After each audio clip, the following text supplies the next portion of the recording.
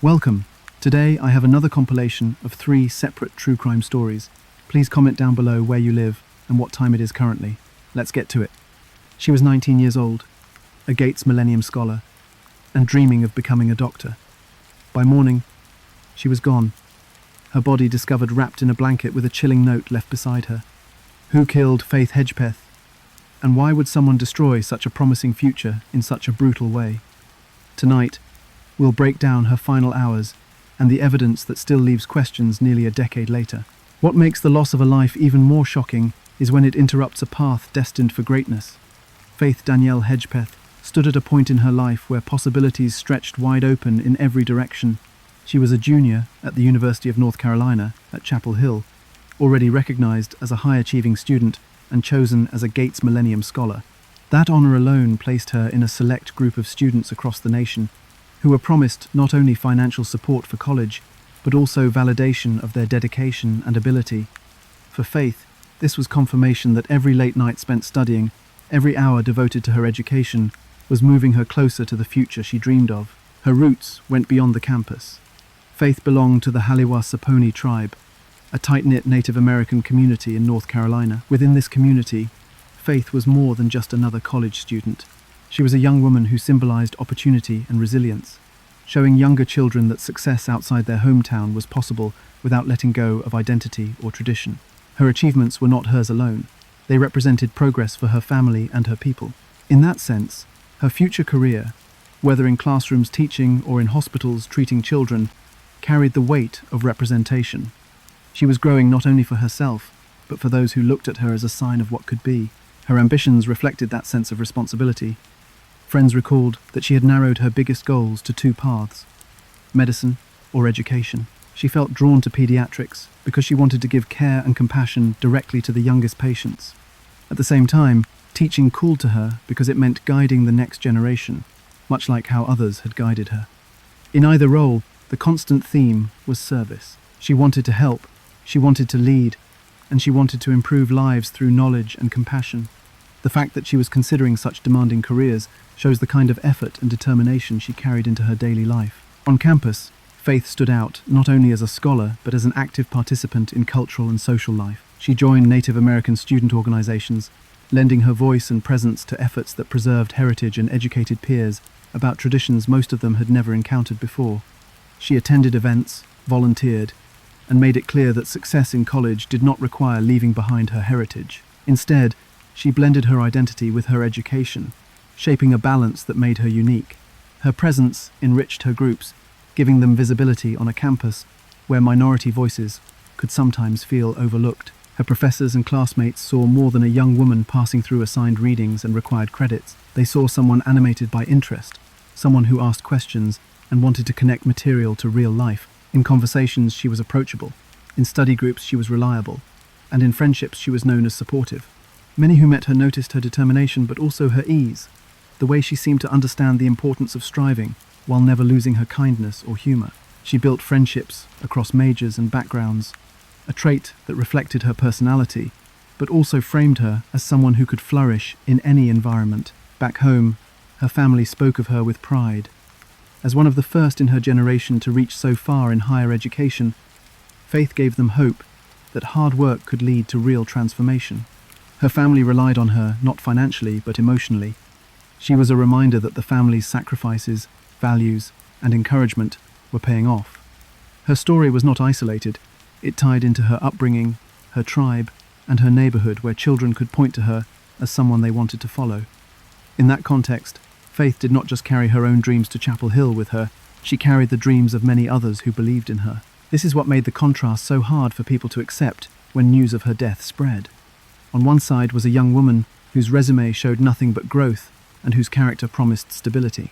On the other side was the violent end she would face in her off-campus apartment, only days after another night of studying and planning her next steps. The two realities, promise and tragedy, stood side by side, and understanding how one gave way to the other became a question that still lingers. It is important to remember that when investigators first entered her apartment, they did not just see the body of a student. They saw the future abruptly cut off of someone who had begun to stack achievements at an unusual pace. They saw the future teacher who would not graduate, the the doctor who would not treat children, the role model who would not return home for more community gatherings. That was the deeper loss. It shocked not only the university students who walked past her in the quad, but also the parents, siblings, younger cousins, and fellow tribal members who always expected her story to stretch far beyond that September. Within the university community, grief spread fast. Faith was not an isolated figure, tucked into quiet corners of academia. She was a visible presence, the kind of student you notice, the kind whose energy leaves a mark. Vigils were held, moments of reflection were shared between classmates and professors, and many who never knew her directly still spoke her name. The loss rippled across lecture halls, organizations, and dorms, reminding students that campus life, usually so bright with plans and long-term ambition, can change in a single night. That reality became clear as people looked back over her life and realized how much she had already done in only 19 years. She had traveled a long distance from her hometown to Chapel Hill, but she also covered another kind of distance. She proved that the boundaries so many felt, the ones of culture, money, or environment, could be crossed. She was ready to keep running toward even greater goals when everything stopped. That is what struck many people hardest. Not the simple fact that her life ended, but that such purposeful momentum came to an end before it reached its full height. For her family and tribe, the aftermath carried both memory and responsibility. They now had to carry Faith's name forward in her absence. They shared her accomplishments often, and in doing so framed her not as a victim, but as an inspiring student whose end should remind others that violence tears holes in communities that cannot be easily closed. Her story forced people to consider the stakes of safety on campuses, the vulnerability of women, and the unspoken challenges Native American students face when they leave home for broader opportunities. Faith Hedgepath's story cannot be told without pausing here, on this moment of potential that would never be fulfilled. Because in order to understand why people across North Carolina and beyond were rattled by her death, you have to first know what she stood for. Ambition, heritage, compassion, and promise. And it was all taken in 2012, on one night that began like any other, but ended as one of the most haunting crimes Chapel Hill has ever known. It was that night, the so-called ordinary night out with friends, that would begin the unraveling of everything Faith had worked toward. Every tragedy begins with moments that seem ordinary. For Faith Hedgepath, it started with a night out alongside her roommate, Karina Rosario. On September 6th, 2012, the two young women went to The Thrill, a popular nightclub in Chapel Hill that drew in students looking for a break from their classes and exams. The atmosphere inside was typical of a college town on a weeknight. Music pulsing through speakers, crowds moving across the dance floor, students laughing, talking, and carrying on as if school could wait. For Faith and Karina, it was just another evening of unwinding after long days of balancing academics and personal lives. Nothing about the beginning of that night suggested what was to come. They did not stay long on their first visit. Near midnight, the two returned home to their apartment at Hawthorne at The View, just minutes from campus. What makes this night stand out, though, is that their choices did not follow a neat, predictable timeline. After a short break back at home, the decision was suddenly made to go out again. This back and forth marked the evening with a strange rhythm. Instead of settling in for the night like most students might, they gathered themselves once more and headed back out toward The Thrill. A security camera caught them on video entering the club at 2:06 in the morning, and that timestamp would become a piece of the puzzle investigators returned to again and again. Leaving once and returning again in the early hours raised questions that still linger years later. Why not stay in after already making the effort to go out? Was it a last-minute change of heart, a social obligation, or something else entirely? Faith and Karina never had the chance to answer those questions. All investigators knew was that the choice to return gave them a definitive time marker, and it helped frame the last hours of Faith's life with precision. Inside The Thrill, the scene carried on in familiar rhythm. Students chatted, local regulars eyed entrances and exits, and music echoed over the bar. Chapel Hill's nightlife often pulsed with a sense of routine. People knew where to go, who might be there, and when to show up. By 2 in the morning, many clubs were winding down, but students often lingered. In that pocket of time after midnight, neighborhoods and apartments freed themselves of class schedules, and all that filled the streets were groups of students chasing one more drink or one more conversation before the night ended. In hindsight, the ordinariness of all this activity makes the darker side of that night even harder to grasp. Between 2 and 4 in the morning, time seemed stretched. The hours carried their own clarity, because every camera feed or text message was a potential clue, years later. At that point, Faith's story had shifted from unwinding with friends into something investigators one day would examine minute by minute. By 2:30, just minutes after re-entering the thrill, nothing suggested danger. People leaving the area described typical closing time noise, not violence or struggle. This silence would later form a gap in the investigation. Faith's life looked normal in public until, suddenly, it did not. By about 3 in the morning, as the club edged toward closing, the atmosphere outside shifted back toward apartment complexes like the one where Faith and Karina lived. Parking lots filled briefly, headlights swept across dorm-style buildings, and students who had tracked time loosely all night now returned to the rhythms of curfews and alarms for early classes. For Faith, the ride back to Hawthorne at the View unfolded across this backdrop, and within an hour of her return, major changes were already underway. At roughly 4:25 in the morning, Rosario left the apartment again, this time without Faith. She departed with another friend, leaving Faith inside alone. This marked the moment that divided Faith's last known contact with others, and the time investigators would later treat as the window of her death. Rosario could not have known, as she closed the door that early morning, that she was leaving her closest friend in circumstances that would never again be safe. The decision to leave Faith alone inside the apartment stands out because of what came afterward. Students often stayed at one another's places, or left quietly during morning hours, so Rosario's departure at that time was not unusual in itself. What made it weighty was what happened between then and 11 in the morning the next day, when she finally returned to find her life changed forever. Those 7 hours placed Faith in a vulnerable state, alone, unprotected, and unknowing that someone was about to enter her space with violent intent. The location itself further framed the conditions of that night. Hawthorne at the View Apartments were a common choice for students at the University of North Carolina. They were close enough to the campus to be convenient, yet offered amenities that made them attractive to young residents trying to balance freedom with proximity to school. That combination meant the complex was often full of noise from parking lots and courtyards, with people coming and going in late-night waves. Crime had not been a constant issue at that spot, and students like Faith believed they were in a safe environment where neighbors were often peers and parties were more frequent than police reports. In that sense, the apartment building seemed almost ordinary, until it abruptly became the center of an escalating homicide investigation. Looking at the sequence, the timeline points inward.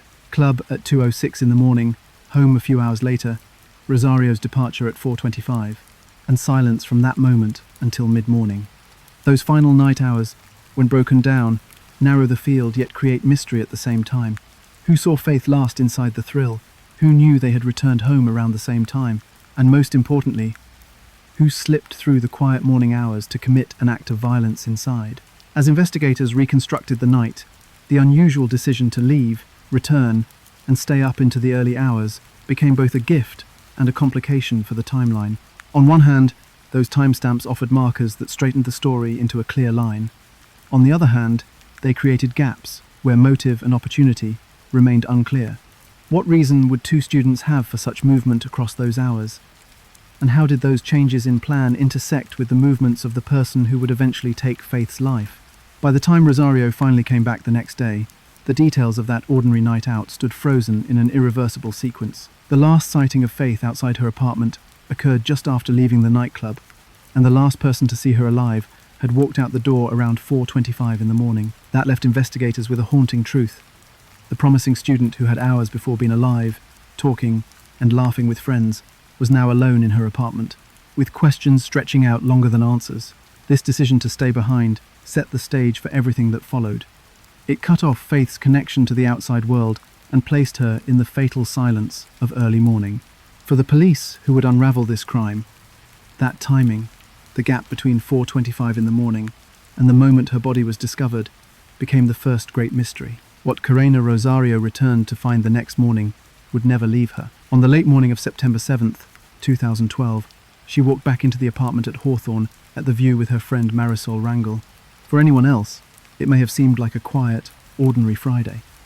Students across campus were heading to classes, grabbing coffee, and preparing for the weekend. But for Rosario, only hours after leaving her roommate behind, the scene inside their apartment would reveal a reality too grim to ever be forgotten. As they entered just after 11 in the morning, it was clear that something was not right. The apartment air felt different, heavy, and unnerving. Rosario called out for Faith. No answer came. What they discovered instead was Faith lying on the floor of her bedroom, motionless. Her body was partially covered with a quilt, but it did nothing to soften the impact of the sight. She was not resting or asleep. She was gone. In that instant, the weight of what they had found pressed over both of them. For Rosario, the sudden realization that her friend was lifeless was a shock that came almost too fast to process. She had left Faith alive and safe in the very same apartment less than 7 hours earlier.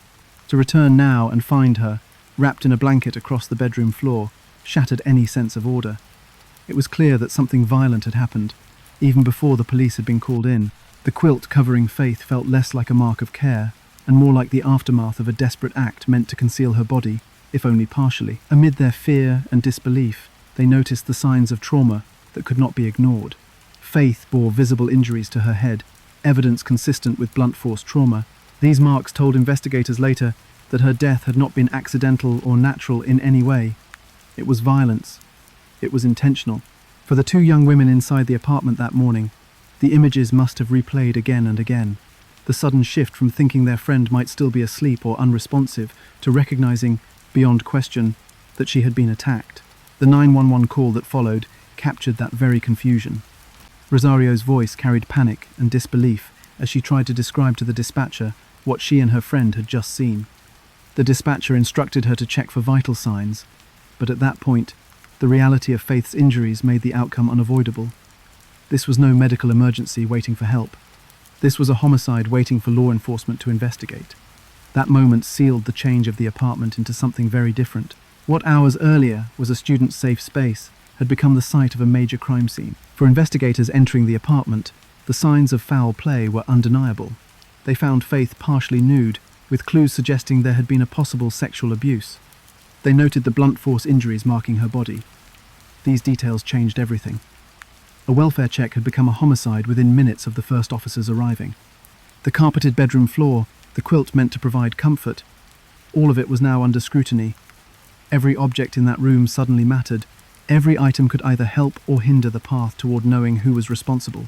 Outside of the apartment, the news spread faster than officials could contain it. Students heard whispers between classes. Messages and calls from worried parents multiplied within hours. By the afternoon, articles appeared in the Daily Tar Heel, the university's own newspaper, announcing that a student had been found dead inside her apartment. Words such as suspicious and homicide were immediately being used, heightening the concern. For a tight campus like Chapel Hill's, where news usually revolved around exams, basketball, or club meetings, the sudden mention of a killing close to campus broke the sense of safety that hundreds of students depended on. The contrast could not have been sharper. Outside the apartment complex, you had students walking to class beneath trees, swaying quietly in the September breeze. The weather that day was unremarkable, normal for early fall.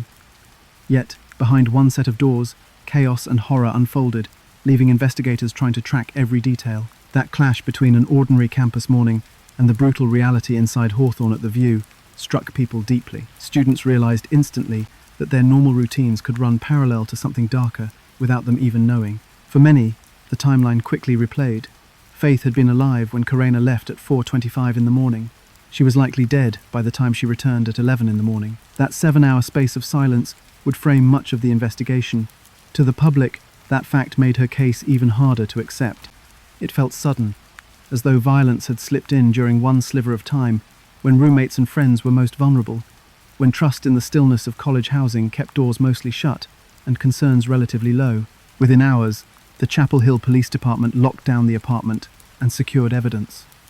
What could have been overlooked in another setting was now treated as important.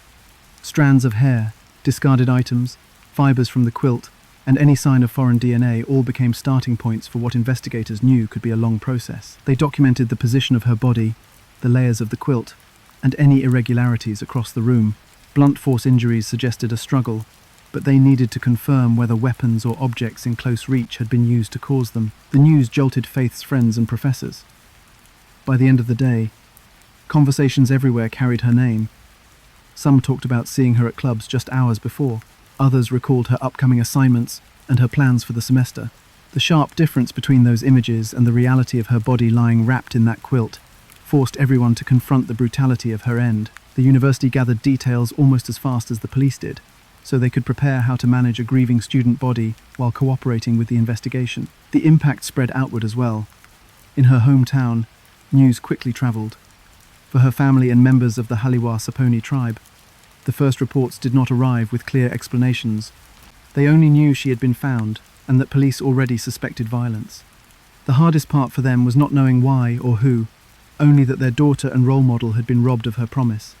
For the larger student body, the idea that a peer could be murdered in an apartment so close to campus settings made them realize their vulnerability in a way lectures or campus safety announcements never could. From the moment investigators examined the scene, they treated it as intentional violence. The carpeting beneath the quilt, the uncovered injuries, and the forced silence of a roommate's absence left very few other possibilities. What began as two friends walking in to check on a roommate had now escalated into a campus-wide tragedy and a police homicide investigation that would stretch on for years. What the scene revealed would become the foundation of the case, and investigators quickly realized that clues had been left behind, some in plain view. Among those items was one detail so specific and strange that it would remain a puzzle for nearly a decade. The note left near Faith's body. Next to her body lay something that still puzzles investigators nearly a decade later. It was not an item of value or a forgotten possession, but a piece of scrap paper that carried words so blunt and confusing that they became one of the most discussed parts of the case. The note read, "I am not stupid bitch, jealous," scrawled in ballpoint pen. The message was written on the torn-off bottom of a white paper bag, the kind handed out by Time Out, a 24-hour restaurant near the Thrill nightclub. That connection placed the note squarely within the timeline of Faith's final hours. She had been at that very club just hours earlier, and the restaurant stood only a short distance away. Its placement at the scene felt staged, almost theatrical. Instead of being hidden away in drawers or tossed aside as trash, it was in plain view, next to her body, close enough that it could not be dismissed as coincidence. For investigators, its very existence complicated the crime scene. Was this the angry outburst of the killer left in the heat of the moment? Was it written before Faith died and then left there? Or was it crafted after the attack, intentionally positioned to taunt police or to misdirect attention? The crime scene alone did not answer those questions, and the note's presence became an object of endless speculation. The material itself added to its weight. The scrap came from Time Out, known among Chapel Hill students for serving late-night food after parties or nights out. That detail anchored the bag within the timeline, reminding investigators that Faith and her roommate had been linked to the Thrill nightclub not long before the murder. It became hard to ignore the possibility that the bag, the note, and the events of that night were intertwined in ways that demanded explanation. For example, had someone picked up food there before returning to the apartment? Had the bag been repurposed at the scene? Each connection raised as many suspicions as it attempted to solve. The handwriting itself stood apart from the usual neatness police often find in letters or premeditated notes. Analysts pointed out irregularities in the pen strokes and the shaping of the words. Some letters seemed rushed, others carried more clarity, creating a clash within the same short phrase. Observers noted that the word stupid appeared more cleanly written than the other words, as if the writer slowed briefly here and left an imprint of their state of mind. That small difference sparked questions. Was the word written with more force because it mattered most to the author?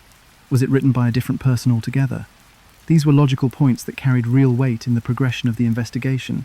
There were observations that the writer may not have used their dominant hand, choosing instead to disguise their normal writing style. That attempt at hiding identity could explain the uneven strokes and inconsistent lettering. It also suggested that the person who wrote it was thinking very consciously about how the note would appear to others. It was not just a sloppy burst of emotion. It might have been a calculated effort to mask their identity, which carried its own message about who this killer might be and how carefully they planned the act. The phrase itself pushed investigators in several directions. "I am not stupid" read like a defensive phrase, a rejection of an insult, suggesting someone acted out of hurt or rage after being belittled. The use of bitch introduced another layer, possibly directed at Faith or at another woman connected to her. And jealous stood at the end, stark and telling, implying an emotion that could fuel brutal violence. It raised the possibility of romantic entanglements, disputes between friends, jealousy over attention, all personal motives rather than random ones. The wording gave a sense that whoever wrote it had some sort of emotional conflict tied to Faith, even if the exact nature of it was unclear. Journalists and analysts studying the case argued whether the note reflected real motivation or was meant to lead investigators astray. The unusual wording alone supported the idea of misdirection. It was short, poorly constructed, and, in some ways, easier to dismiss than to connect with solid evidence. Some suggested the note was a red herring, left so visible only because its lack of sense would keep people debating without ever producing answers. Its value could have been in confusion itself, distracting from the actual crime, and causing investigators to waste energy debating intent rather than tracking movements. But even if it was intended as a distraction, it served as a psychological clue. Writing a note at all required someone to leave behind a piece of themselves. The anger implied in the words, the hurried nature of the lines, and the decision to scrawl it on the bottom of a food bag all spoke to a rushed and possibly chaotic state of mind. This person was not stable in the moment. Whether they left it to mislead or to project emotion, the act itself centered on strong feelings of insult, rejection, or envy. Critics also noted that more than one person could have played a role in creating it. The irregularities in the letter shapes made some wonder if the note was a collaborative act, written at different times or by different hands. If so, it opened the possibility that more than one person was present during or after Faith's death. This idea was never fully proven, but it left investigators and the public alike considering scenarios where accomplices were present or later tried to influence what the crime scene would reveal. Observers paid close attention to certain details within the letters. The flourish of the P in stupid stood out, appearing more deliberate and neat than much of the rest. That single touch made some believe it may have come from a calmer moment, possibly even a different writer. The speculation reminded people that handwriting itself can reveal sharp details about how a person thinks, reacts, and expresses their mindset under stress or anger. The absence of blood struck experts as an important detail. Despite being found close to the body, the bag showed no stains or marks, suggesting it was written either before the crime occurred or away from the direct space of violence. That meant the note could have been brought into the apartment intentionally, carried in with the purpose of leaving it behind.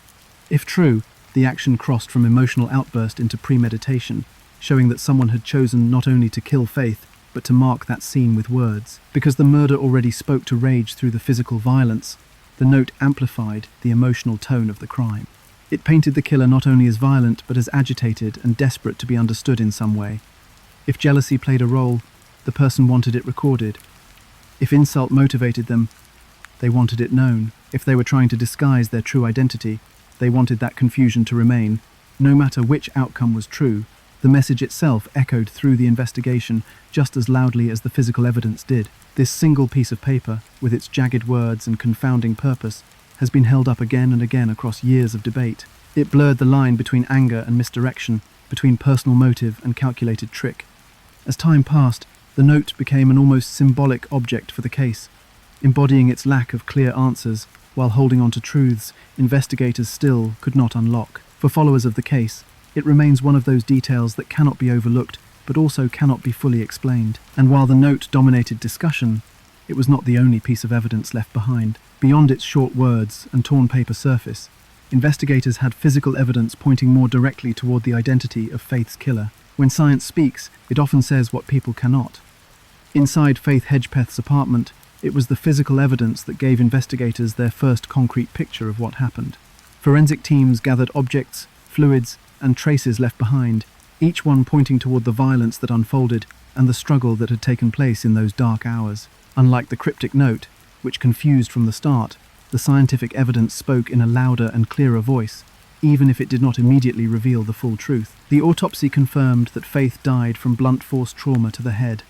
The pattern of injuries showed multiple blows, consistent with an intentional attack rather than a single strike. Near her body, investigators found an empty liquor bottle, specifically a rum bottle. Early analysis identified it not as clutter, but as the likely weapon used against her. Its shape, weight, and the damage inflicted all matched. It shifted the focus of the scene, confirming that the killer had turned an everyday object into a deadly tool. Police removed it carefully, knowing it carried potential fingerprints or DNA that could anchor the case. The condition of Faith's body also hinted at resistance. Blood was discovered beneath her fingernails, suggesting that during the assault, she fought against her attacker. Scratches and defensive marks aligned with this evidence. Forensic teams collected samples under her nails, separating skin cells and blood droplets, with the hope of capturing traces of the perpetrator alongside Faith's own. It was confirmation not only of her will to survive, but of close contact between victim and attacker, the type that leaves behind evidence difficult to erase. Another significant piece of evidence was semen found at the scene. That single fact immediately shifted the investigation, because it pinned the presence of a male inside the crime. In cases of violent abuse, DNA extracted from semen is often among the strongest leads investigators can obtain. Here, it provided a full genetic profile. This profile became the central piece of evidence, even without a name or face to attach. Scientists could confidently say the killer was male, and they preserved a DNA blueprint waiting for comparison. The traces pulled from the liquor bottle included fingerprints and palm prints. The significance of this was clear. If the killer held the weapon during the attack, the bottle would act almost like a silent witness, retaining the impression of his hand. Investigators catalogued every print, later running them through databases in search of a match. Coupled with the DNA, these impressions presented the police with a strong but incomplete picture. The crime was personal, physical, and violent, and whoever committed it left behind more than one kind of trace. Together, these clues supported the conclusion of a brutal struggle. Faith had been attacked in her own home, struck repeatedly, sexually assaulted, and left covering signs of defense beneath her nails. The killer was unlikely to be a stranger acting from a distance. Instead, the crime carried hallmarks of anger and proximity. The evidence pointed to intimacy in its violence, and yet, despite the clarity of the forensic profile, the identity of the perpetrator remained hidden. Law enforcement placed immense weight on the DNA. In modern homicide investigations, a full profile can often bring quick results if a suspect already exists in criminal databases. In Faith's case, that initial comparison yielded nothing. The profile did not match any known offender. The disappointment was immediate. Investigators had what should have been the strongest possible lead, but it led nowhere. It left them reliant on testing individuals one by one, moving through lists of names connected to Faith, her friends, acquaintances, and anyone who may have crossed her path that week. The process was painstaking. Each potential suspect required swabs and analysis. Comparison after comparison came back negative. Friends, roommates, and classmates were tested. Men who had been at the Thrill nightclub that same night were also checked. Still, no match to the semen profile could be found. Every elimination narrowed the field, but failed to produce the answer. Time stretched, and with it came pressure. The science had spoken so clearly, yet it sat in silence, waiting for the right person to stand beside it. In the meantime, speculation in the community heightened. People learned through briefings that police had strong forensic evidence, and many expected a fast resolution because of it. When months turned into years with no arrest, trust weakened. But investigators knew that without a match, even the most complete profile remained like a key with no lock to fit.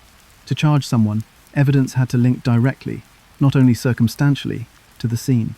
That scientific standard created frustration outside the case, but ensured the strength of any potential arrest. Beyond the DNA, the blunt weapon itself told part of the story. The rum bottle was not just lying in random position, it carried placement and residue consistent with movement during the attack. The instrument's improvisational nature raised questions about motive. Did the attacker arrive intending to kill, or did anger escalate until a bottle within reach became a weapon? The answer was not clear at the time, but in either interpretation, the struggle carried passion rather than distance. It was up close, chaotic, and savage. These details only sharpened the picture of how terrifying Faith's last moments had been. Adding weight to the notion of struggle, analysts reviewed the blood under Faith's nails carefully. Small, nearly invisible to the eye, it was processed under microscopes to separate and identify sources. Samples revealed more than just her blood. But confirmation beyond that remained uncertain, without direct comparison. The killer had left marks as Faith clawed back, resisting the force against her. That trace felt in many ways like her own testimony, saying she fought until the end. Still, even with strong forensic groundwork, critical answers remained missing. The evidence outlined what happened: blunt force blows to the head, sexual assault, defensive struggle, a weapon picked up from the apartment, and a profile produced from semen and fingerprints. What it did not name was the person behind it. Without a name, without a history, these scientific truths hovered in place. They existed, waiting for the moment to lock onto an identity. In the years that followed, police worked continually to test against new samples. Men in her social circle provided DNA. People with violent backgrounds or possible connections were checked. Even unknown male acquaintances from the club that night were swabbed. The list of exclusions grew longer, yet the match never came back. Every negative test carried its own cost. Time spent chasing the wrong direction, and public confidence fading as no arrest appeared. For many, it created disbelief that evidence so tangible could sit idle. The DNA told investigators the killer had been in that apartment, had assaulted Faith, and had taken part in her death. The bottle confirmed the object used, the blood beneath her nails verified resistance, and the semen locked in the identity of a male. Forensics provided the clearest view of the crime possible without showing a face, and yet that clarity delivered no actual name. Instead, it waited like a fixed light in the distance, visible but too far to reach in those early years. For the Chapel Hill Police Department, this meant expanding their view beyond evidence and moving toward context. The scientific proof could not substitute for motive or opportunity. At this stage, with so many unanswered questions, the attention had to shift. If the crime held no immediate database match, investigators would need to focus on relationships, habits, and the people closest to Faith. It was in that circle where suspicion first settled after the evidence stopped short. Investigations often start with those closest. Faith's case was no different. When police began piecing together her final movements, their attention quickly turned to people who were already connected to her through her roommate, Karena Rosario. Within hours of the discovery, officers focused on Rosario's ex-boyfriend, a young man named Eric Jones. His name surfaced not only because of his relationship with Rosario, but also because of his history with her. Police were aware of a pattern of domestic violence in that relationship, and the record of past incidents made him one of the first people to be examined. Jones had left signs that made the suspicion appear reasonable at the time. In the months before Faith's death, his actions and words showed anger toward Rosario, but also resentment toward Faith herself. He had sent a threatening message that investigators considered highly disturbing. In that message, he indicated that harming Faith was something he thought about, and he centered it around the idea that if he could not reconcile with Rosario, then Faith would suffer the consequences. Coming so close in time to Faith's murder, this message took on a weight that drew intense interest from investigators. The police pressed further when they learned of his activity before the murder. On the evening of September 6th, around 6 o'clock in the evening, less than 12 hours before Faith was killed, Jones had texted an acquaintance saying, "For what I'm about to do." He then made the same statement public on Twitter. For investigators, messages like that carry an unmistakable sense of warning. They read like a confession written before the event took place. Just 3 days later, he adjusted the banner on his Facebook profile to read, "Dear Lord, forgive me for all of my sins and the sins I may commit today. Protect me from the girls who don't deserve me and the ones who wish me dead today." When those kinds of posts are linked with the brutal killing of a student inside her apartment, it explains why suspicion lingered heavily on Jones in the early hours of the case. The close connections between Jones, Rosario, and Faith offered more context. Friends described Faith's protective nature toward her roommate. If Rosario was in an abusive relationship, Faith might step in, whether providing advice, shelter, or support. When viewed from the outside, this dynamic placed her in direct opposition to Jones. If he blamed Faith for the end of his relationship, or for encouraging Rosario to leave, the motive outlined itself clearly: anger, rejection, and retaliation. With so many cases of domestic violence escalating toward homicide, the puzzle pieces seemed aligned in a predictable way. That is why investigators focused so strongly on him first. When they brought Jones in for questioning, investigators already had a clear interest in his potential involvement. He was not an anonymous figure out in town the night before. He stood close to the victim and her roommate, with a documented history and threatening words recorded digitally. But as thorough as police can be with behavioral evidence, this case had hard science behind it. Forensic evidence carried enormous weight. The deoxyribonucleic acid from semen found during Faith's autopsy gave investigators a clear signature of the killer. With that profile in hand, the simplest question became whether Jones's deoxyribonucleic acid matched that signature. At first, Jones resisted giving a deoxyribonucleic acid sample. Investigators pressed the issue because of how strong the evidence from the crime scene was. Eventually, he agreed, and his deoxyribonucleic acid was placed against the profile recovered from the apartment. The result was not a close call. The match did not exist. His deoxyribonucleic acid excluded him completely as the individual who assaulted and killed Faith. After weeks of suspicion, headlines, and speculation, the test removed him from the list of suspects. The ruling out of Jones created a ripple of frustration. For the public, who had learned bits and pieces of his history, of his threats, and of his posts, the conclusion did not sit easily. Many felt that the police had locked in on him so heavily that they had ignored other directions.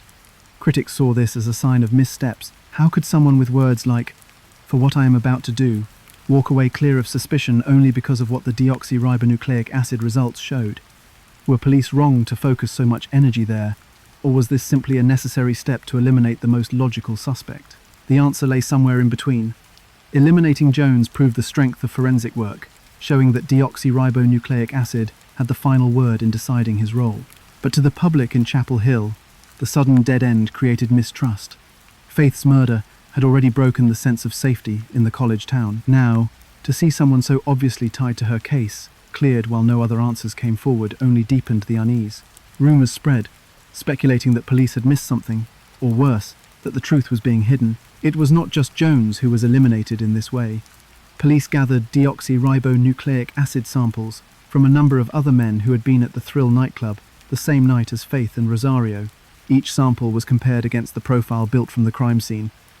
Each result came back negative. One by one, potential suspects were dismissed, narrowing the field yet offering nothing positive to hold on to. With every closed option, the sense of progress slowed.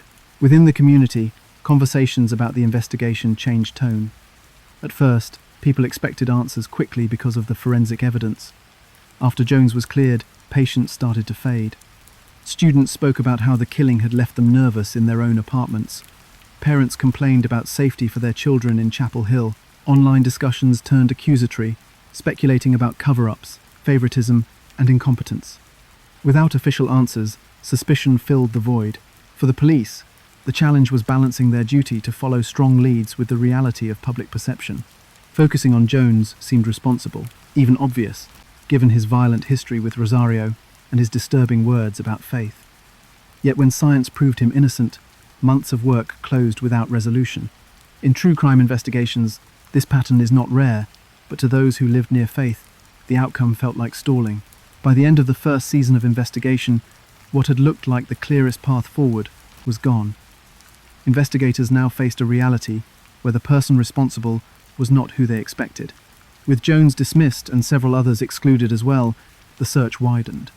Faith's killer had left deoxyribonucleic acid, but his name and face remained hidden. To uncover them, police would have to shift strategies and move further beyond the immediate circle of roommates and boyfriends. As the case stretched, it entered a new stage. Chapel Hill residents wanted more answers, but the department's next steps involved silence and secrecy. Files remained closed, and official word seldom reached the public. What began with suspicion now moved into a period where information itself became the rarest element of the story, and that silence would soon frustrate the community even more. For years, the public knew almost nothing concrete about the investigation. From the beginning, the Chapel Hill Police Department closed ranks around the case, choosing secrecy over transparency. Within days of Faith Hedgepath's death, a court order sealed nearly every piece of documentation related to the investigation. That meant autopsy reports, search warrants, and investigative notes, all the crucial information that usually gives the public some insight into what has happened, were withheld. This was not the norm for the department at that time, and it immediately set this case apart. It shaped both how the community experienced the tragedy and how the investigation would be judged years later. What the sealing meant in practice was silence. Families, students, and journalists were left with almost no official answers about what had happened inside Faith's apartment. All they knew came from initial descriptions that pointed to foul play. Everything else was hidden. Court extensions kept the records under wraps for weeks, then months. Each time those extensions continued, frustration grew stronger. Many worried that the decision was less about protecting the integrity of the investigation and more about protecting the reputation of the police department. The Daily Tar Heel, the University of North Carolina's student newspaper, became one of the most vocal critics of this secrecy. Reporters there, like many others, wanted access to warrants and investigative paperwork that would at least explain whether police had pursued certain leads or gathered evidence in the right way. The first attempt to get those records unsealed met an immediate rejection. Judges continued to grant motions to keep the records sealed for 45-day increments, arguing that release would hinder the investigation. Every extension frustrated both journalists and the wider community. This secrecy created tension that went far beyond legal motions. It opened space for speculation. In any high-profile case, people talk when information is missing. In Faith's case, the withholding of records made rumors the only source of new updates. Students whispered about whether friends of Faith might be hiding secrets. Parents speculated about motives being overlooked. On social media, theories multiplied. Each one built less on facts and more on suspicion. The lack of confirmed details meant these rumors carried weight. In small college towns, those suspicions could easily stain reputations. The level of secrecy also clashed with the strong interest the community had in solving Faith's case. Chapel Hill residents, Faith's family, and tribal members of the Haliwa Saponi all wanted to know what police had learned, hoping information might spark someone to come forward. Instead, silence ruled. That contradiction eroded trust. People invested in her story felt blocked out, as though they were watching through fog rather than walking side by side with investigators. Police justified these actions by saying secrecy was necessary. According to the district attorney's office, releasing too much information too early could weaken the case. Their logic was straightforward. If suspects learned details from the media, they might adjust their stories or cover tracks, making prosecution harder later. This explanation might have had merit, but to many, it felt like an excuse. The secrecy was so sweeping that even small details, those that usually would be public without risk, were kept hidden. This led to growing voices asking what was really going on behind the scenes. Reporters began pressing harder after 2 years passed, with little visible progress. Chelsea Delaney, covering the case for the Daily Tar Heel, would later point out that secrecy may have also shielded missteps. She noted the police had not searched all apartments in Faith's complex early on. They also initially failed to review security footage from the nightclub's parking lot in a timely manner. With that kind of criticism surfacing, it was easy for people to believe the sealed records hid mistakes rather than clues. These gaps became part of the distrust, feeding the idea that information was being buried to guard against embarrassment. The stalemate lasted until July of 2014, when the court finally ordered records unsealed. This marked a turning point, at least on the surface. Media outlets gained access to key materials, including the transcript of Rosario's 911 call and the text messages sent around the night of the murder. Search warrant applications detailing what police had looked for also became available. For the first time in nearly 2 years, the public could connect dots that had existed only in shadows. Yet the release was not complete. Many pages came heavily redacted.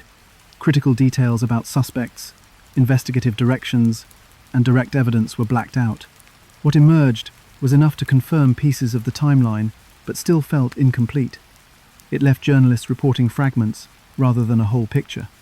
For many, the weight of frustration did not lift. It simply shifted. The public saw enough to confirm that Faith's death was indeed surrounded by troubling details, but not enough to know if progress toward an arrest was being made. This piecemeal transparency added to the sense of distrust. Community members understood they were only getting selective information. On the one hand, the release of the 911 call allowed people to hear Rosario's panic and shock, helping them understand more about the moment of discovery. On the other hand, so much was blacked out that speculation continued almost unchanged. Answers arrived in fragments, but rumors still filled the gaps. The cycle of secrecy and partial clarity stretched on, and with every delay, people felt the case was falling further from resolution. The frustration was not limited to students or media. Faith's family quietly bore the weight of unanswered questions as well. They were central to the investigation, yet still received limited updates about progress. For them, the sealing of records was not just a matter of transparency. It was the difference between knowing how the case was being handled and being left in darkness while time slipped away. Every milestone in the legal back and forth about sealed documents came with tension, as the family wondered if greater openness might push the case forward faster. In Chapel Hill as a whole, this silence hardened into a kind of stalemate. On one side, you had police insisting secrecy was strategy, designed to safeguard the strength of the investigation. On the other, you had a community worried secrecy meant incompetence or cover-up. Neither side convinced the other. Instead, both arguments sat unresolved. Stretching every year, the case remained unsolved. The passage of time did little to settle the issue. It only amplified how little was known outside official channels. The criticism became sharper each year, without progress. Media stories framed the case as one marked not only by brutality, but also by a culture of silence. The Daily Tar Heel ran updates, balancing news of court extensions with reminders of the ongoing, unsolved nature of the crime. The longer the silence lasted, the more articles emphasized the frustration within the town, especially among students who could not understand why a murder on their campus had been left in such mystery. By 2014, with partial documents finally in public view, rumors no longer had the same free space to grow unchecked. Still, the record release did not satisfy the community's hunger for clear answers. Faith's murder remained unsolved, the killer's identity unknown, and the core physical evidence, deoxyribonucleic acid, fingerprints, and the rum bottle, all sat without a name attached. In many ways, The unsealed records provided more confirmation of the struggle to solve the case than anything else. Through all of this, behind courtroom decisions and withheld pages, investigators continued to work quietly. Even if the public heard few updates, inside lab rooms and police offices, the evidence was tested again and again. Thousands of comparisons to deoxyribonucleic acid were conducted, though none produced that crucial match. Patrols in Chapel Hill may have looked ordinary, but within the homicide unit, Faith's file was far from inactive. Behind closed doors, evidence continued to move forward slowly. This period of secrecy defined much of the middle history of the case. It left a community uneasy, it made families doubt, and it shaped how Faith's murder was remembered during those years. But eventually, silence and partial records would give way to a new kind of approach. Forensic science itself would step in to create progress, offering investigators a tool they had not fully used before, and with that tool came the hope of finally sketching the outline of the unknown killer. Without an identity match, science tried to sketch the killer's face. In September of 2016, investigators in Chapel Hill turned to a relatively new technology when traditional methods left them with no name. They partnered with Parabon Nanolabs, a company working at the front of forensic science. Using the deoxyribonucleic acid collected from Faith Hedgepath's apartment, Parabon applied their snapshot program. Instead of looking for someone already in a database, the technology predicted what the person could look like. It used genetic data to estimate hair color, skin tone, facial structure, and ancestry. The result was a computer-generated portrait, not based on eyewitnesses or guesses, but rooted in genetic code. The release of this image was a notable moment for the case. 4 years had passed since Faith's death, and in that time, the public had learned little. The crime remained unsolved, and the DNA profile held no match in law enforcement systems. Instead of silence, investigators now offered something new, a face built from science rather than memory. This was among the earliest cases in the United States where phenotype analysis was made public, and it drew considerable attention. For many in Chapel Hill, it felt like the first visible progress in years, something they could look at and discuss, rather than another set of court documents sealed away. The profile suggested a man of mixed heritage. Scientists reported that the genetic data pointed toward Native American and European ancestry, with the possibility of Latino background.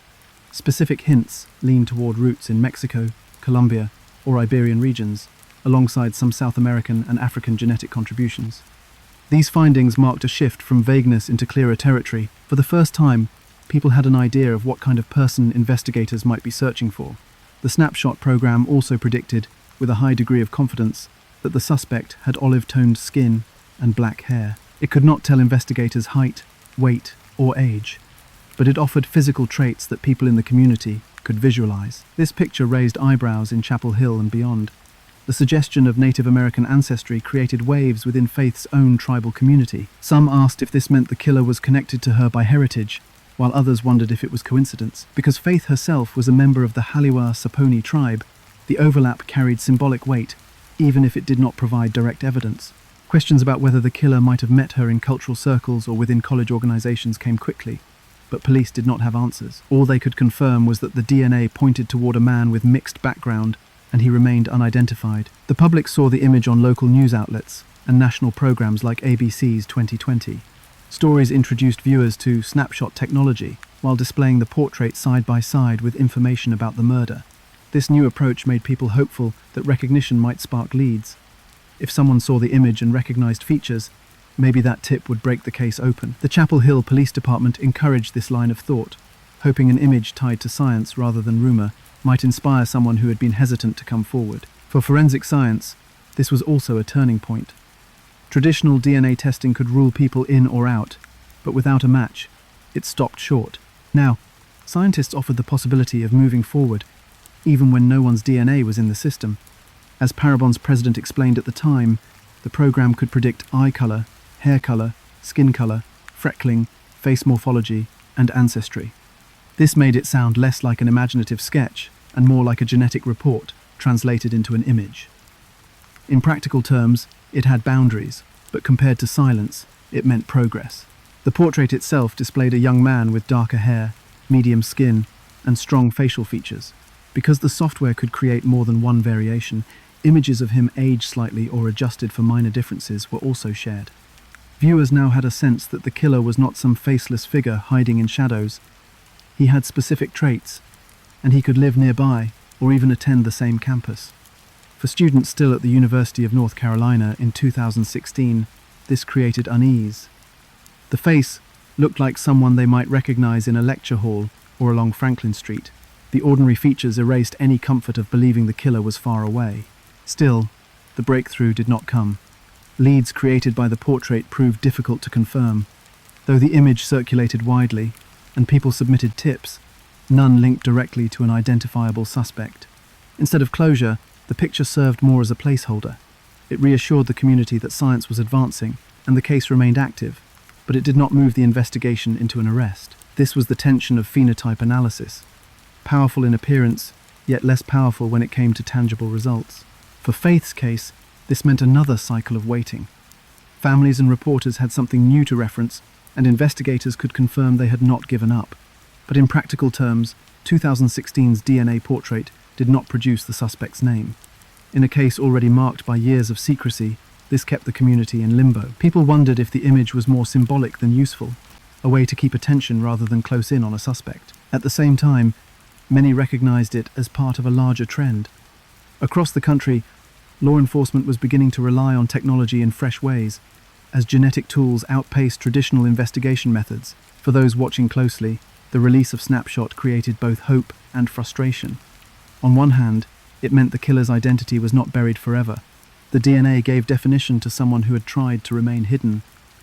On the other hand, it highlighted how little movement the investigation had truly made in 4 years. It showed the killer was out there, possibly in plain view, yet still remained untouchable. By placing this image in public, law enforcement also added weight to the idea that whoever committed this crime was not a stranger to the world of the living. He looked ordinary. He could be a neighbor, a student, or a co-worker. The anonymity of the DNA profile had now become a face in posters and news reports. Everyone watching now knew the suspect was hiding not in abstract mystery, but among people around them. In some ways, this portrait became its own legacy. It kept Faith's case visible in a period when media attention might have faded. Each year that passed without an arrest could have pushed the story into obscurity, but the 2016 release extended its reach.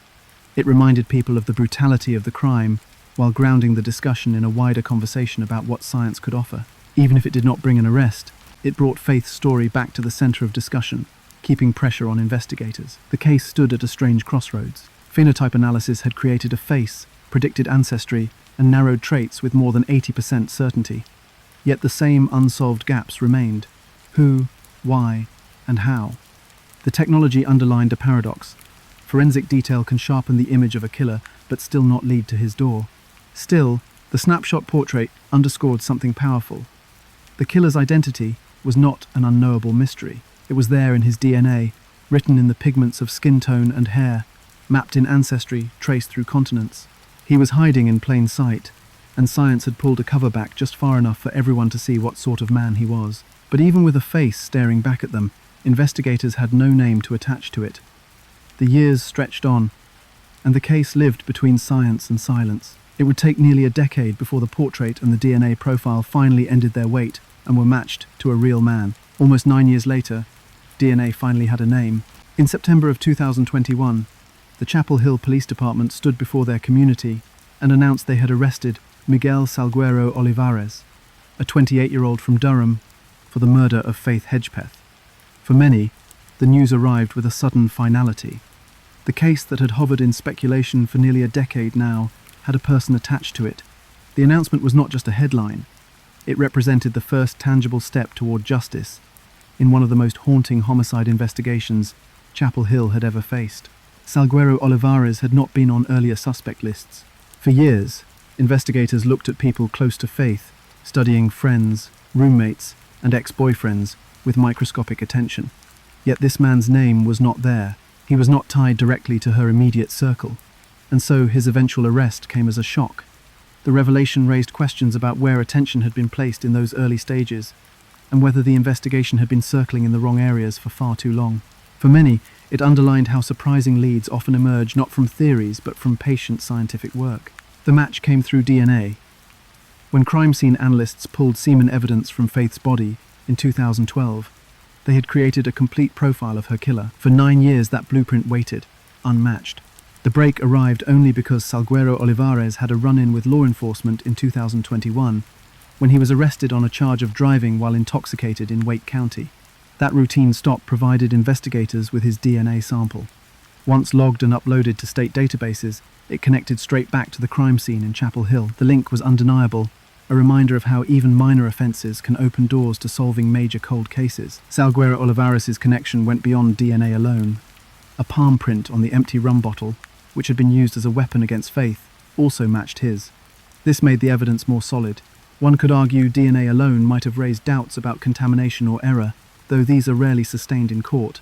But with DNA and a palm print, the case gained a double confirmation. Both pieces came from the controlled environment of Faith's apartment, both linked to Salguero Olivares, and both tied him not just to being present, but to being an active participant in the attack. Police made the arrest on September 16, 2021.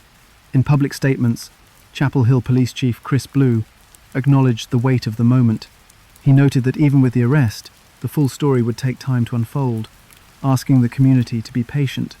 His message emphasized that charging a suspect was not the final chapter.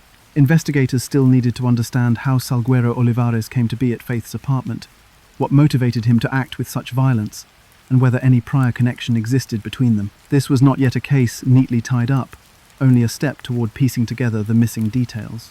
For Faith's family, the arrest provided a long-awaited shift. They had spent years remembering her through stories of her academic promise and tribal heritage, while living under the shadow of an unanswered murder. Now, there was a name to connect with their grief.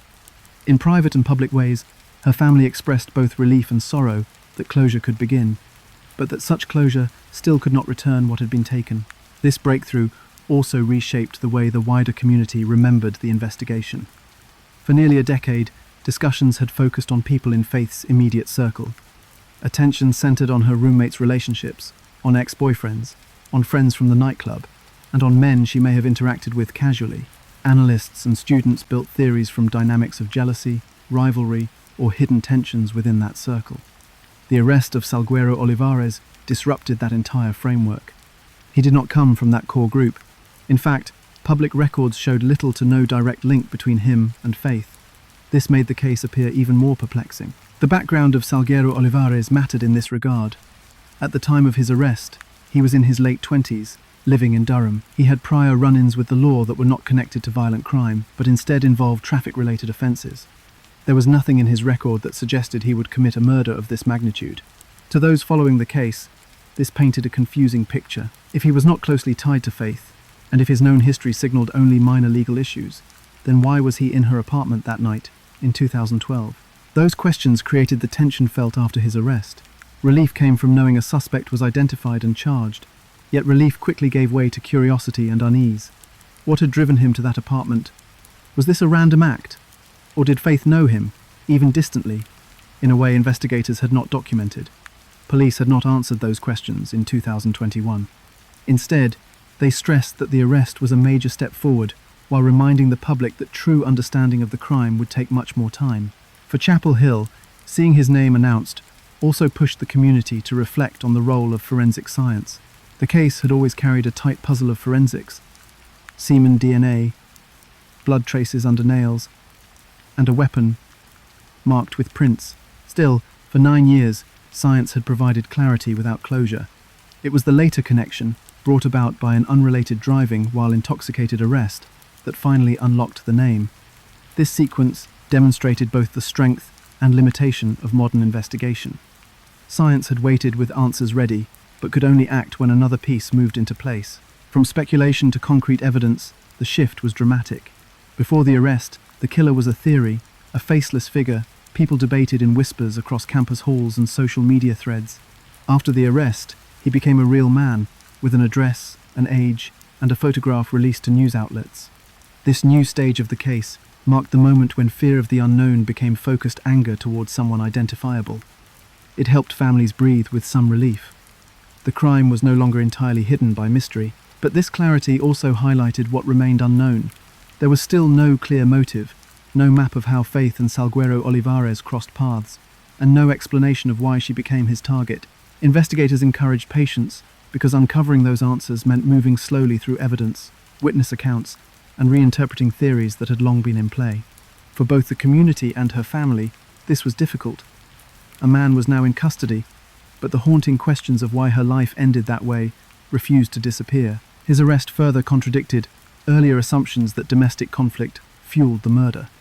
Many had believed the case would circle back to a jealous partner or personal rivalry. The arrest of an outsider instead reminded people how investigative narratives can mislead when built on speculation. The explanation was less neat, less obvious, and harder to understand. That dissonance is what kept Faith's murder from feeling chronologically solved. An arrest brought accountability, but it did not yet bring understanding. Still, after nearly a decade, investigators had done what once looked impossible. DNA evidence from 2012 finally stood alongside a name in 2021. Palm prints on the rum bottle matched the same man. After years of silence, dead ends, and public frustration, the loop finally closed. A face envisioned by genetic portrait years earlier, now connected to a real person standing in custody. Even with this breakthrough, other pieces of the scene refused to stay quiet. The strange note beside Faith's body, scribbled words about jealousy and insult, had not been reconciled with this man's background. The motive remained unspoken. That detail, left unsolved, promised to keep fascination alive long after the arrest itself. Even after the arrest, one truth remains: answers are incomplete. Police confirmed in September of 2021 that DNA and palm prints tied Miguel Salguero Olivares to Faith Hedgepath's death inside her Chapel Hill apartment. Yet the most haunting questions linger. Why was Faith targeted, and what motivated the violence? These questions cast a shadow over the entire story, leaving her murder, in some ways, both solved and unsolved. The handwritten note found near her body remains one of the most important mysteries. The short message, "I'm not stupid, bitch jealous," has never been fully explained. Investigators have not confirmed whether Salguero Olivares is responsible for writing it. The note's wording seems to point toward a moment of rage or frustration, but the exact meaning stays out of reach. Its location inside the apartment raises the possibility of a direct connection to the crime. At the same time, the handwriting has been difficult to link to Salguero Olivares, leaving open speculation about why it was left there at all. For many who follow the case, the note acts like a door that never quite opens. Theories about its meaning usually circle around jealousy or anger. Some believe it pointed to a romantic rivalry involving Rosario, Faith's roommate, and that Salguero Olivares may have entered into that dynamic in ways investigators have not described. Others think the note reflects a conflict larger than simple attraction, possibly insult or rejection, that escalated into violence. Still, what makes it unsettling is the lack of confirmation. If Salguero Olivares wrote it, investigators have not disclosed what evidence ties him to its creation. If he did not, then someone else was present in the apartment that night, opening the door to the possibility of more than one person involved. The lack of an identified motive has only more deeply fueled speculation. Police acknowledged that the full story would take time to unfold. That official line underscored the reality that even with a suspect in custody, significant details remain missing. Without a clear motive, the words written on the paper bag become the only glimpse into intent, even though those words may have been left to mislead. For residents of Chapel Hill, this absence of explanation leaves the story unsettled, hanging somewhere between resolution and ambiguity. The context of records sealed for years plays a major role in this uncertainty. During the investigation, nearly all paperwork, including autopsy reports, warrants, and notes, was hidden from public view. While some documents were eventually unsealed in 2014, many details remain redacted or undisclosed. Even after Salguero Olivares' arrest, the community has not received a clear accounting of what pieces of evidence connected him to Faith beyond DNA and the palm print. This tradition of secrecy has created an environment where citizens are expected to accept results without seeing the steps that led there. That secrecy has its costs. Without open records, the public fills gaps with rumor. For nearly a decade, names of possible suspects floated across dorm rooms, student apartments, and news articles. Online discussions built elaborate explanations for Faith's murder, and even after the arrest, those explanations linger, adjusted to fit new details, but never fully quieted. A college town that lacked closure for almost 10 years now lives with only partial closure, as silence around motive and explanation allows those rumors to continue. Among true crime communities, the case remains popular discussion material exactly for this reason. Salguero Olivares may be charged, but the broad questions: who wrote the note, why Faith, and what happened inside that apartment remain hanging. For people who study unsolved mysteries, Faith's story lands in a strange middle ground. It has an identified perpetrator, but the motive and context are lost, so the puzzle remains unsatisfying. That dual nature keeps the case alive online and in conversation long after the arrest happened. For Faith's family and the Haliwa-Saponi tribe, this lack of clarity adds to the pain. Her death represented not just a personal loss, but also a cultural one. Faith had been a role model for younger members of her tribe, proof that a student could bring their identity to a major university and excel.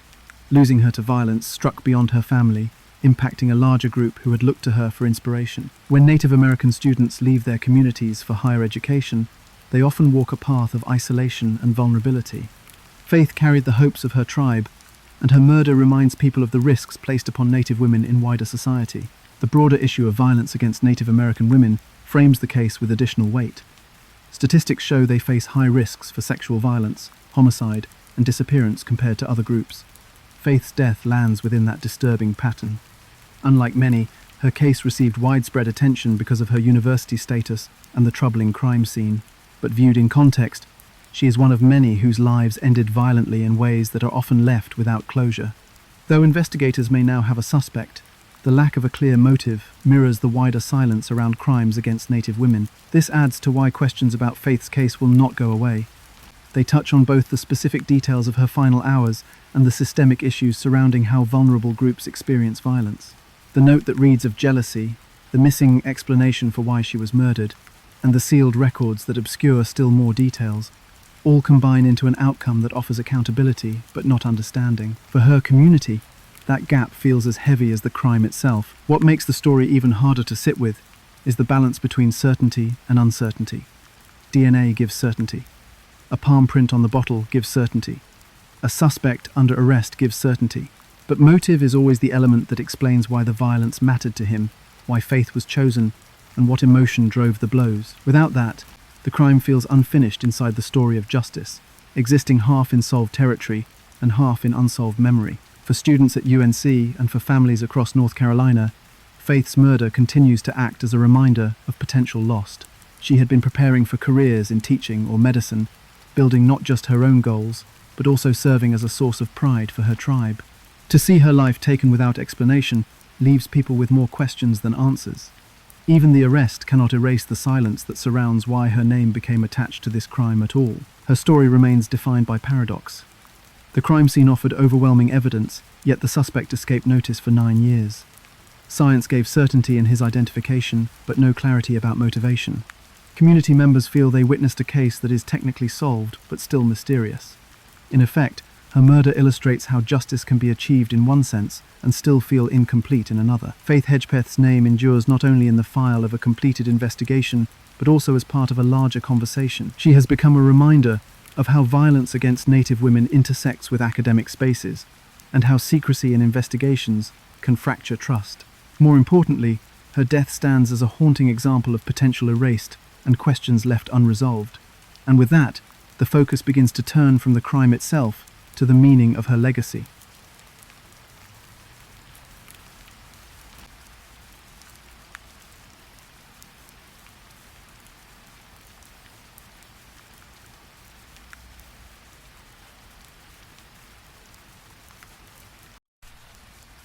Welcome. As always, like the video and comment down below where you are from and what time it is right now. Today's episode is about two people you might have heard before. Those people are Bonnie and Clyde. But do you know what horrific things they did? You will find that out today. Let's get to it. They weren't born killers. Bonnie Parker once dreamed of becoming an actress, and Clyde Barrow was just a poor Texas boy struggling through the Great Depression. Yet within a few short years, both names would be etched into American history, not for fame, but for a bloody trail of robberies and murders. How did two ordinary young people transform into the most hunted couple in America? And why did the press turn them into icons instead of monsters? This is where their story begins, on the streets of West Dallas, where survival meant breaking the rules. Imagine a young woman writing verses in the margins of a school notebook, not because anyone would publish them, but because she wanted to capture the dreams that seemed far away. And imagine, at the same time, a boy about 50 miles south, bending under the hot Texas sun, picking crops until his hands blistered, thinking of little more than how to earn pennies to help his family get by. These two worlds belonged to Bonnie Parker and Clyde Barrow, two teenagers living in Texas during the Great Depression. What they shared most was not opportunity, but poverty, which touched nearly every corner of their lives. While Bonnie turned inward to writing and daydreams, Clyde looked outward at men with fast cars and cash in their pockets, wondering what shortcuts might pull him above the struggle that surrounded him. Bonnie grew up in a poor neighborhood of West Dallas. Her father died when she was just a child, and her mother moved Bonnie and her siblings into the home of her grandparents. It was a crowded house, but family bonds softened some of the difficulty. Still, finances were always a concern, and every meal and every pair of shoes had to be stretched further than most people today might imagine. At school, Bonnie managed to stand out. She was bright, imaginative, and encouraged by teachers who noticed her writing talent. In her essays and small poems, she wrote about yearning, about a sense that she was meant for more than the narrow streets of Dallas. Even then, the idea that her life might be cut short was present in her words, almost like she sensed the trap that poverty had built around her. Clyde, meanwhile, was the fifth of 7 children born to a farming family in Ellis County, south of Dallas. His parents battled to keep everyone fed. The family eventually gave up on farming and moved to industrial West Dallas, where housing was nothing like white picket fences and manicured lawns. Families were packed into makeshift shacks or small houses with no plumbing. Sewage often ran in open ditches. When Clyde was old enough, he worked odd jobs alongside his brothers, sometimes in fields, sometimes trying to pick up temporary labor wherever they could find it. But stable work was scarce, and the constant search bred frustration. To most teenagers these days, dreams might mean college, careers, or new experiences. For Clyde, a dream might simply mean not owing anyone money, not hearing his mother argue about rent, not feeling humiliated by hunger. The economic collapse of the Great Depression made everything worse. Bread lines grew in cities. Evictions were common in neighborhoods like West Dallas. Families packed their belongings in wagons or jalopies and set out in search of something better, but most only traded one hardship for another. Children went to bed hungry, businesses shuttered, and crime began to look less like a choice and more like a way of evening the odds. Clyde was in his teens by then, and he had begun to notice older boys in the area, carrying pistols and driving cars that seemed too nice for their circumstances. They gambled, they talked fast, and they had cash when others had nothing. In an environment where even hard work yielded almost no improvement, this seemed like freedom. Bonnie never quite fit into the picture of a hardened criminal in her youth. She was small, lively, and known for being clever. Friends remembered her as animated, someone who loved writing but also enjoyed dressing up, acting, and social events. Despite these creative outlets, her family's finances always loomed like a ceiling she could not break through. She married young, at 16, to a man named Roy Thornton, but her hopes of stability were dashed when he drifted away, involved in his own small-time crimes. Bonnie never saw him again after he went to prison, though, as law required, she remained legally married. By the time she crossed paths with Clyde, she was barely out of girlhood herself, but already familiar with disappointment and the limits of escape routes for young women with little money. In the wider world, communities like the one Bonnie and Clyde grew up in were often ignored or underestimated. West Dallas earned a reputation as a slum, looked down on by wealthier parts of the city. Newspapers described it as overcrowded and lawless, but reporters rarely explained why. Workers had been displaced, industries could not support the wave of poor families, and landlords collected inflated rents for run-down housing. In that environment, resentment brewed. For many, crime was not just a violation of law, it was a protest against a system that seemed tilted against them. That did not excuse it, but it helps to understand how poverty created conditions where someone like Clyde would begin testing the edges of legality at such a young age. By 17, dealing with such hardship, Clyde had already been arrested for small infractions like stealing chickens and cars. Cars, in particular, held a certain temptation. They were symbols of escape, of speed, of movement away from the confines of broken-down homes and endless labor. To Clyde, every ignition key was a chance to outrun the poor hand life had dealt him, even if it meant another trip in front of a judge. The routine jobs he found never offered enough for him to support himself, let alone a family in the future. Frustration mixed with desperation, and crime began to look less like a stain on character and more like the only gamble left. The facts of Bonnie's life tell a parallel tale of limits. She wrote constantly, weaving stories and lyrics that she sometimes shared with friends. She had the energy of a performer, yet what stage was available to a poor girl from Dallas? There was little outlet for ambition beyond quick marriages low-paying jobs, or dead-end futures. Some women managed teaching or nursing, but education costs put them out of reach for Bonnie's family. She watched her mother and relatives scraping for stability, and yet she dreamed of attention, of drama, of something memorable. When Bonnie would later pen poems about life on the run, they were not sudden bursts of creativity, but continuations of an artistic voice she had possessed from a young age. Pressed against the rough walls of West Dallas hardship, when people look back today, they often imagine Bonnie and Clyde as chasing excitement. But the truth of their backgrounds suggests something much different. We see a story of two kids boxed in by poverty, hunger, and limited escapes. For Clyde, small crimes were first experiments in survival. For Bonnie, imagination met frustration, a life story waiting for someone to share it with. Neither grew up with father figures who could guide them into secure futures. Bonnie's father passed early, and Clyde stretched himself thin just to keep food on the table. These beginnings did not excuse what they would go on to do, but they planted the seeds. Survival was the constant thread. Hard work offered little reward. Hunger pulled families apart.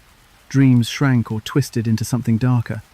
These circumstances created Bonnie and Clyde long before newspapers or police files gave them those infamous titles. The girl who wrote of longing and the boy who saw no escape from dusty fields were shaped by the same storm.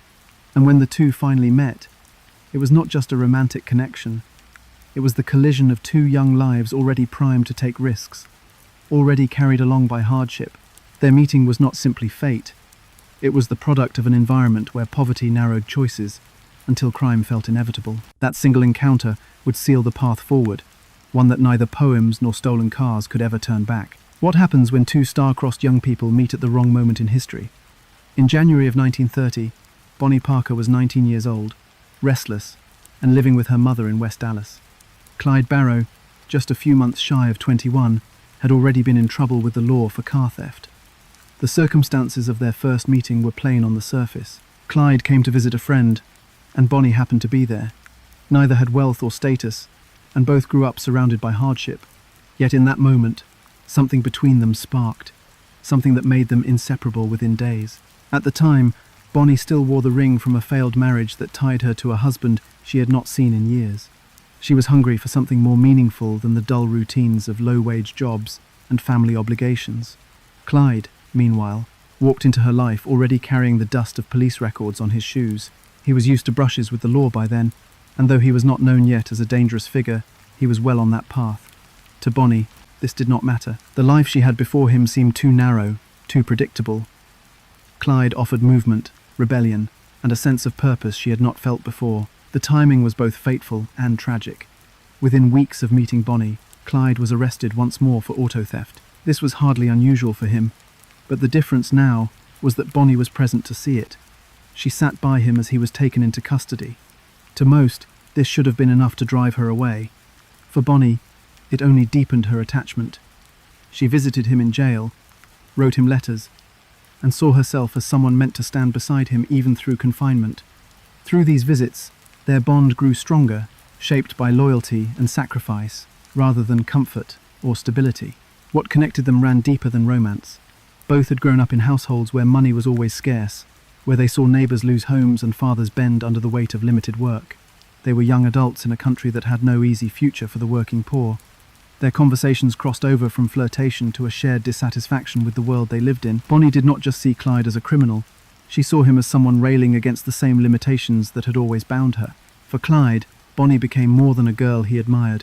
She was a partner who seemed willing to follow him, even when the path led to jail cells and courtrooms. The weeks of separation, while Clyde sat behind bars, only hardened Bonnie's commitment. Her friends described her as loyal to a fault. She visited when she could, and she carried his words with her. For someone who had once dreamed of being a writer, here was a story she was living, one with tension and danger and emotion. To her, this love story felt like destiny. She began slipping from being a bystander to an accomplice in the making, embracing the identity of someone who would stay true no matter what. To outsiders, their meeting may not have seemed extraordinary. Young people fell in love all the time in those neighborhoods, often under less than promising conditions. But in this case, the timing made it extraordinary. Clyde was entering one of the most defining phases of his life. Imprisonment at Eastham Prison Farm. Bonnie entered the picture right as his youthful defiance was about to harden into genuine bitterness. Their bond, then, was not forged in the safety of young love.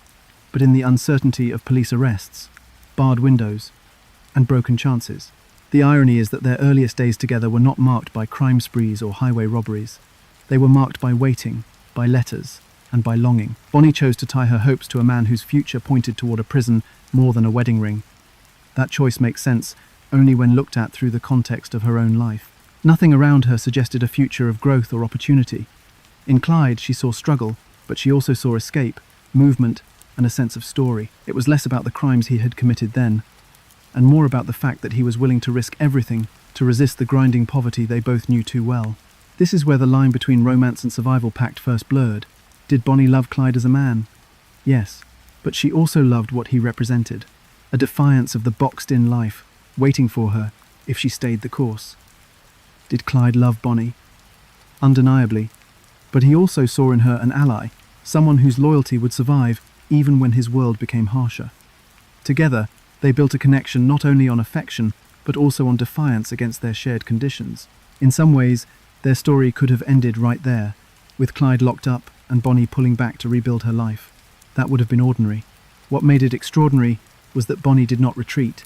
Instead, she leaned into the chaos that came with loving Clyde, even when that chaos meant late-night escapes, whispered plans, and long stretches of fear. Their meeting, simple and forgettable at face value, became the ignition point of a saga still remembered nearly a century later. Clyde's arrest after they met only set the stage for a darker transformation. Prison would soon strip away his remaining softness and return him to Bonnie as someone radically changed. This, more than their initial courtship, would define what followed. The crimes, the bloodshed, the alliances, and betrayals. Their meeting in January 1930 introduced Bonnie to Clyde as a troubled but charming young man. What she would receive after his time in Eastham was a man hardened by brutality, ready to take up arms not only against society, but against the very prison system that had shaped him. Bonnie and Clyde's story did not begin with gunfire. It began with a meeting that seemed small at the time, two young adults colliding at the wrong moment, in the wrong place, with too many obstacles stacked against them. Yet from that spark came one of the most infamous partnerships in American history, a partnership born out of longing, poverty, and defiance. And as Clyde's prison years unfolded, what started as a romance was about to become something far more dangerous. What kind of experience can turn a petty thief into a ruthless outlaw? For Clyde Barrow, the answer came during his years at Eastham Prison Farm in Texas. He had been arrested for auto theft, a charge that would normally mean serving time but with the possibility of release as a still young man. What he did not know yet was that time inside Eastham would leave scars far deeper than the ones on paper. His sentence may have looked like punishment for minor crime, but the reality of Eastham was something closer to organized suffering. Eastham was known across Texas as one of the harshest prison farms in the state. Inmates worked long hours in fields under the watch of armed guards. The work was brutal, carried out in punishing heat, and prisoners were treated less as men and more as expendable labor. The system prized control above all else.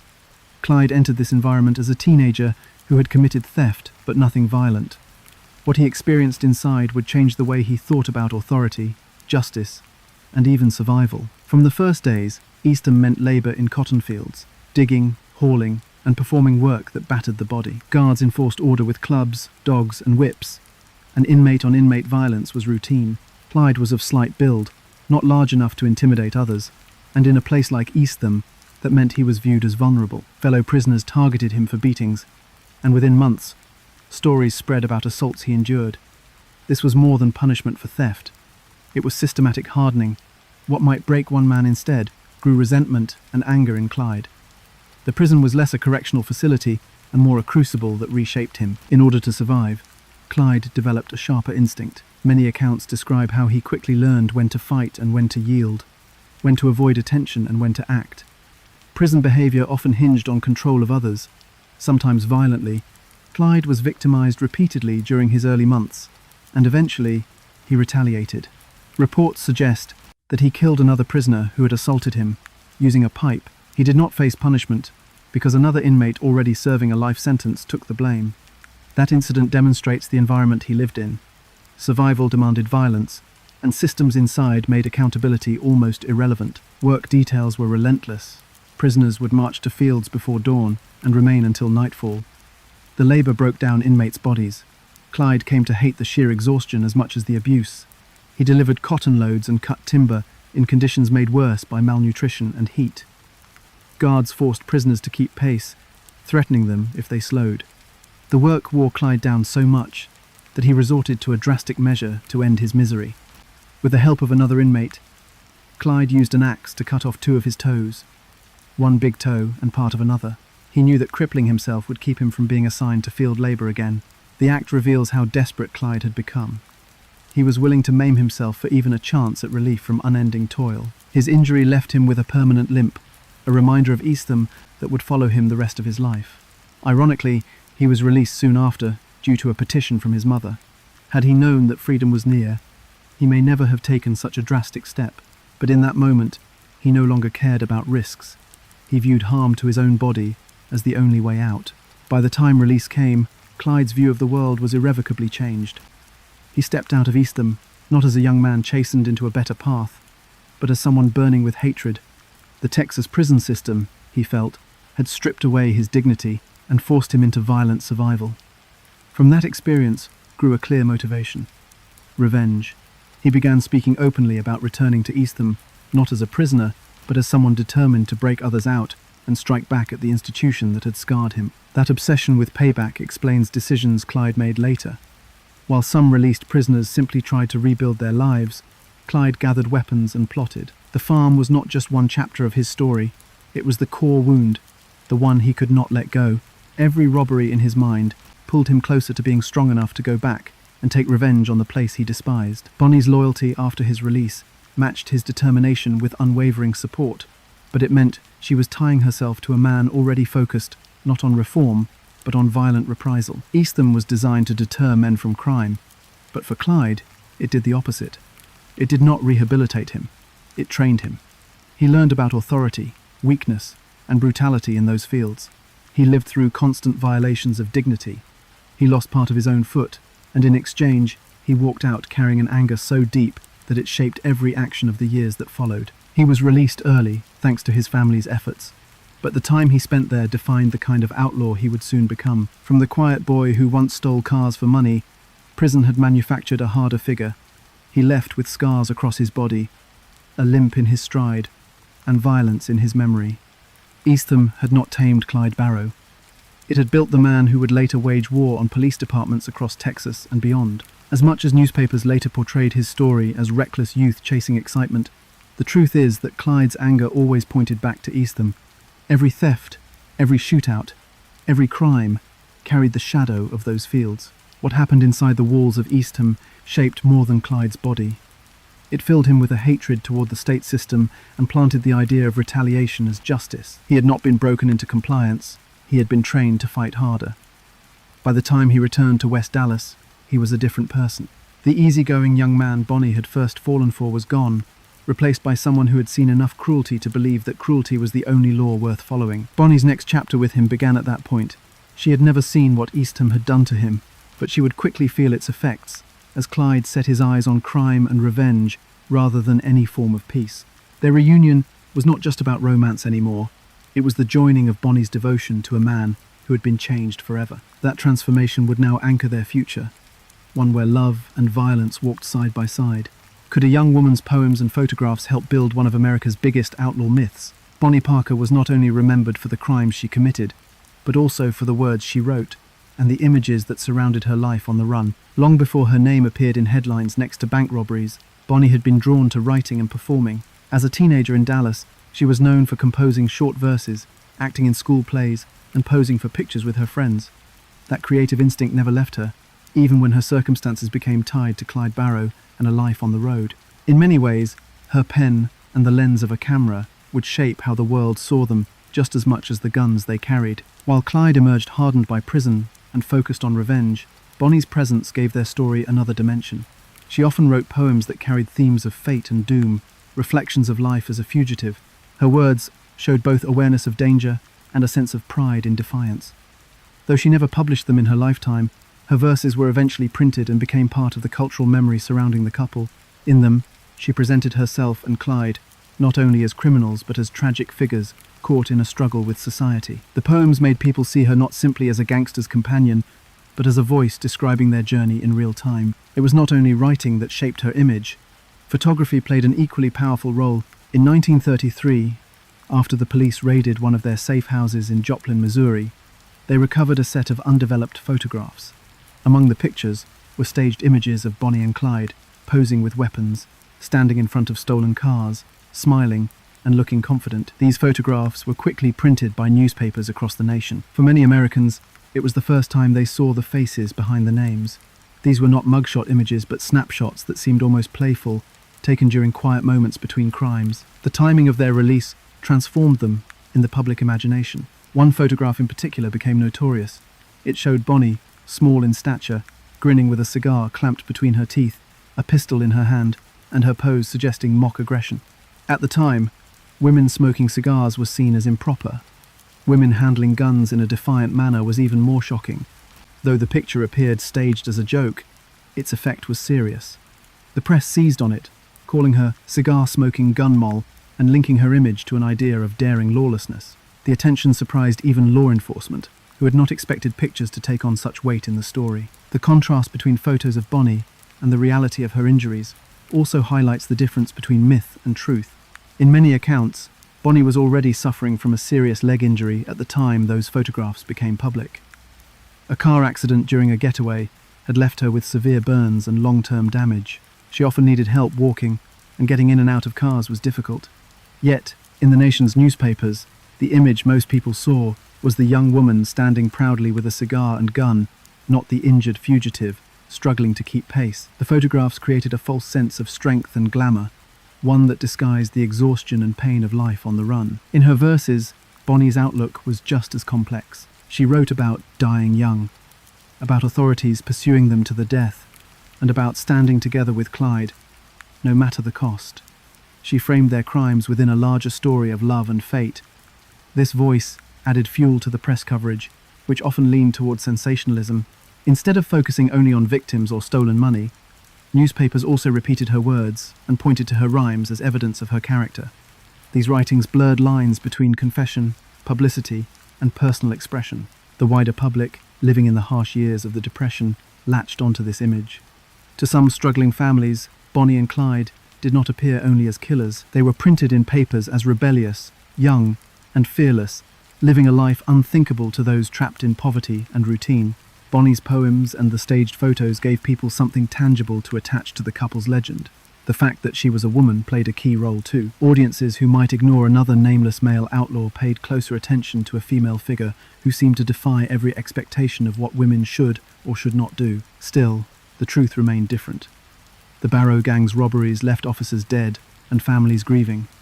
Guns they carried were not simply props, they were used with deadly effect. The gap between the reality of bloodshed and the images of playful posing is startling. Yet this gap is exactly what gave the couple lasting myth. Media leaned into symbolism rather than reality.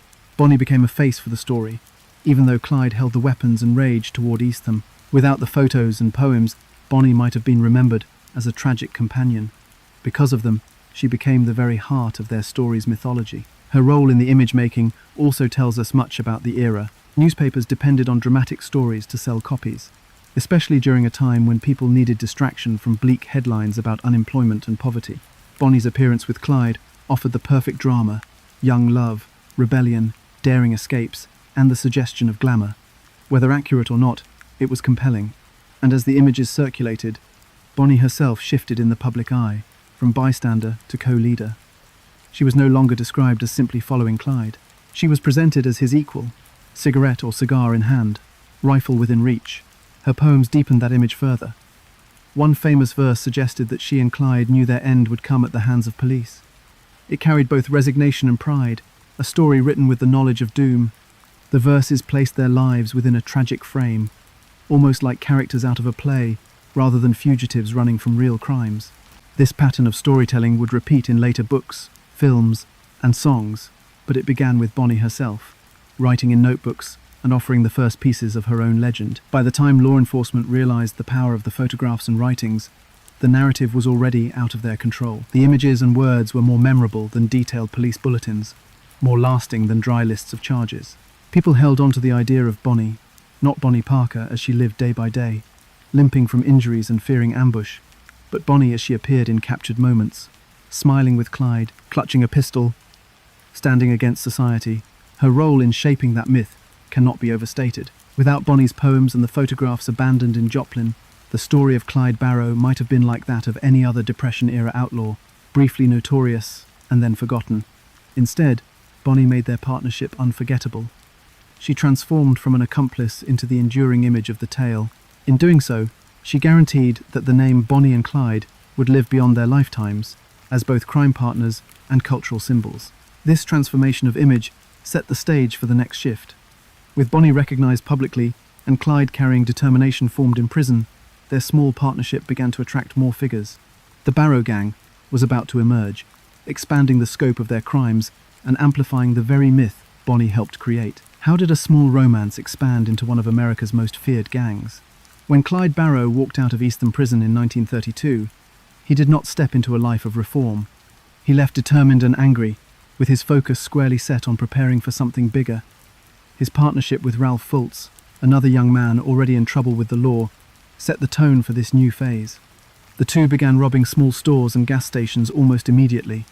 These were not random robberies. They were careful attempts to collect cash and, more importantly, weapons. The short-term goal was money.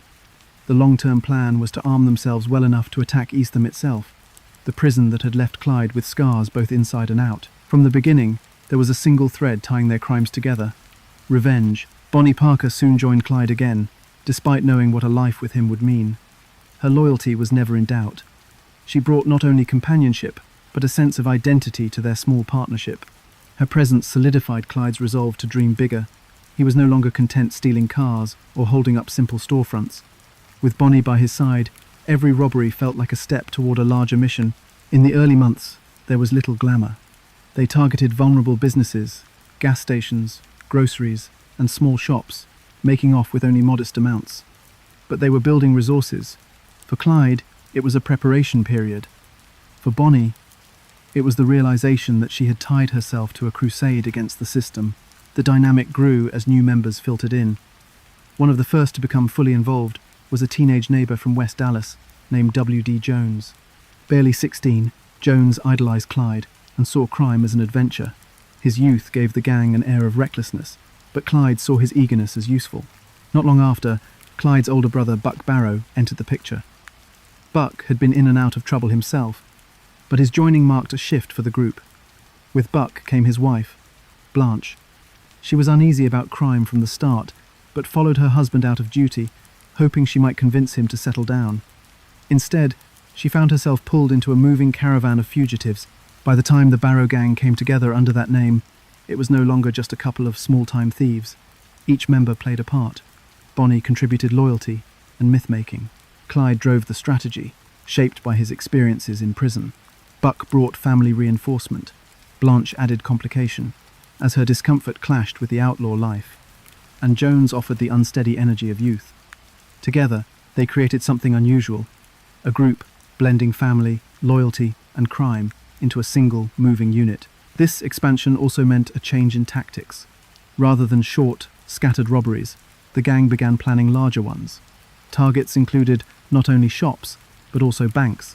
Jailbreaks were openly discussed, particularly the dream of breaking prisoners out of Eastham. The group's ambitions shifted away from simply making ends meet toward confronting authority. For Bonnie and Clyde, crime became more than survival. It began to feel like a statement, one meant to show their defiance against the system they believed had wronged them. One defining element of Clyde's vision for the gang was firepower. He was never satisfied with small pistols or occasional shotguns. He wanted military-grade weapons, especially the Browning automatic rifle, known as the BAR. This weapon was far more powerful than what most police departments carried at the time. It could fire rapidly, cover wide ranges, and cut through barriers that smaller guns could not. Clyde made it a priority to steal BARs and keep them in the gang's growing arsenal. Soon, the Barrow gang was outgunning local law enforcement at almost every confrontation. Car chases and ambushes that might have ended quickly instead escalated into long firefights, with police often forced to retreat under superior fire. Armed with stolen BARs and an array of rifles and pistols, the gang drove across Texas and into nearby states, robbing and escaping time after time. Each successful getaway emboldened them. They no longer resembled corner store thieves. They were battle-ready fugitives, traveling in stolen cars that doubled as weapons when bullets were not enough. To many small-town police officers, facing them felt like facing an army. The law enforcement of the early 1930s was not equipped for battles with heavy firepower. Radios were limited, coordination between counties was weak, and officers carried service revolvers that seemed almost useless against Clyde's beloved automatic rifles. Bonnie's presence in the car during these armed battles added to the gang's mystique. A woman riding with heavily armed men stood out in that era. Press coverage magnified it, picturing her not as the injured young woman she was, often needing help to walk, but as a daring outlaw mocking the system. Newspapers described her in ways that made her larger than life.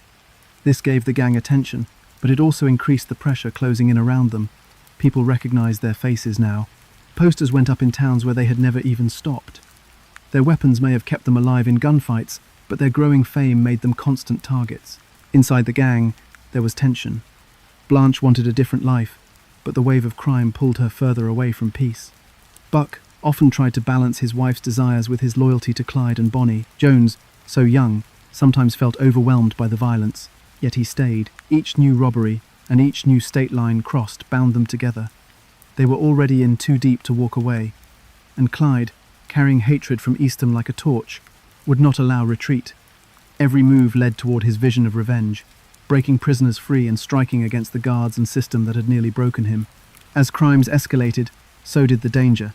Police learned quickly that this was no group of petty thieves. They began watching highways more closely, arming themselves better, and calling in reinforcements across county and even state lines. Yet for every narrow escape, the Barrow gang's legend grew. They were becoming something far larger than their crimes alone. Each robbery was a headline. Each shootout was a story that spread across states. And each escape added to the sense that they were untouchable, even when that belief was far from true. By 1933, the Barrow gang had become one of the most feared collections of fugitives in the nation. Their growth from a romance between Bonnie and Clyde into a group carrying Browning rifles and cutting down officers in gunfights was rapid and devastating. They were no longer simply stealing gas or a small purse of money. They were openly waging war on law enforcement, crossing borders, and capturing national attention. This transformation cemented them not just as criminals, but as a symbol of armed defiance, feared wherever they were rumored to be. The outcome of this rise was inevitable.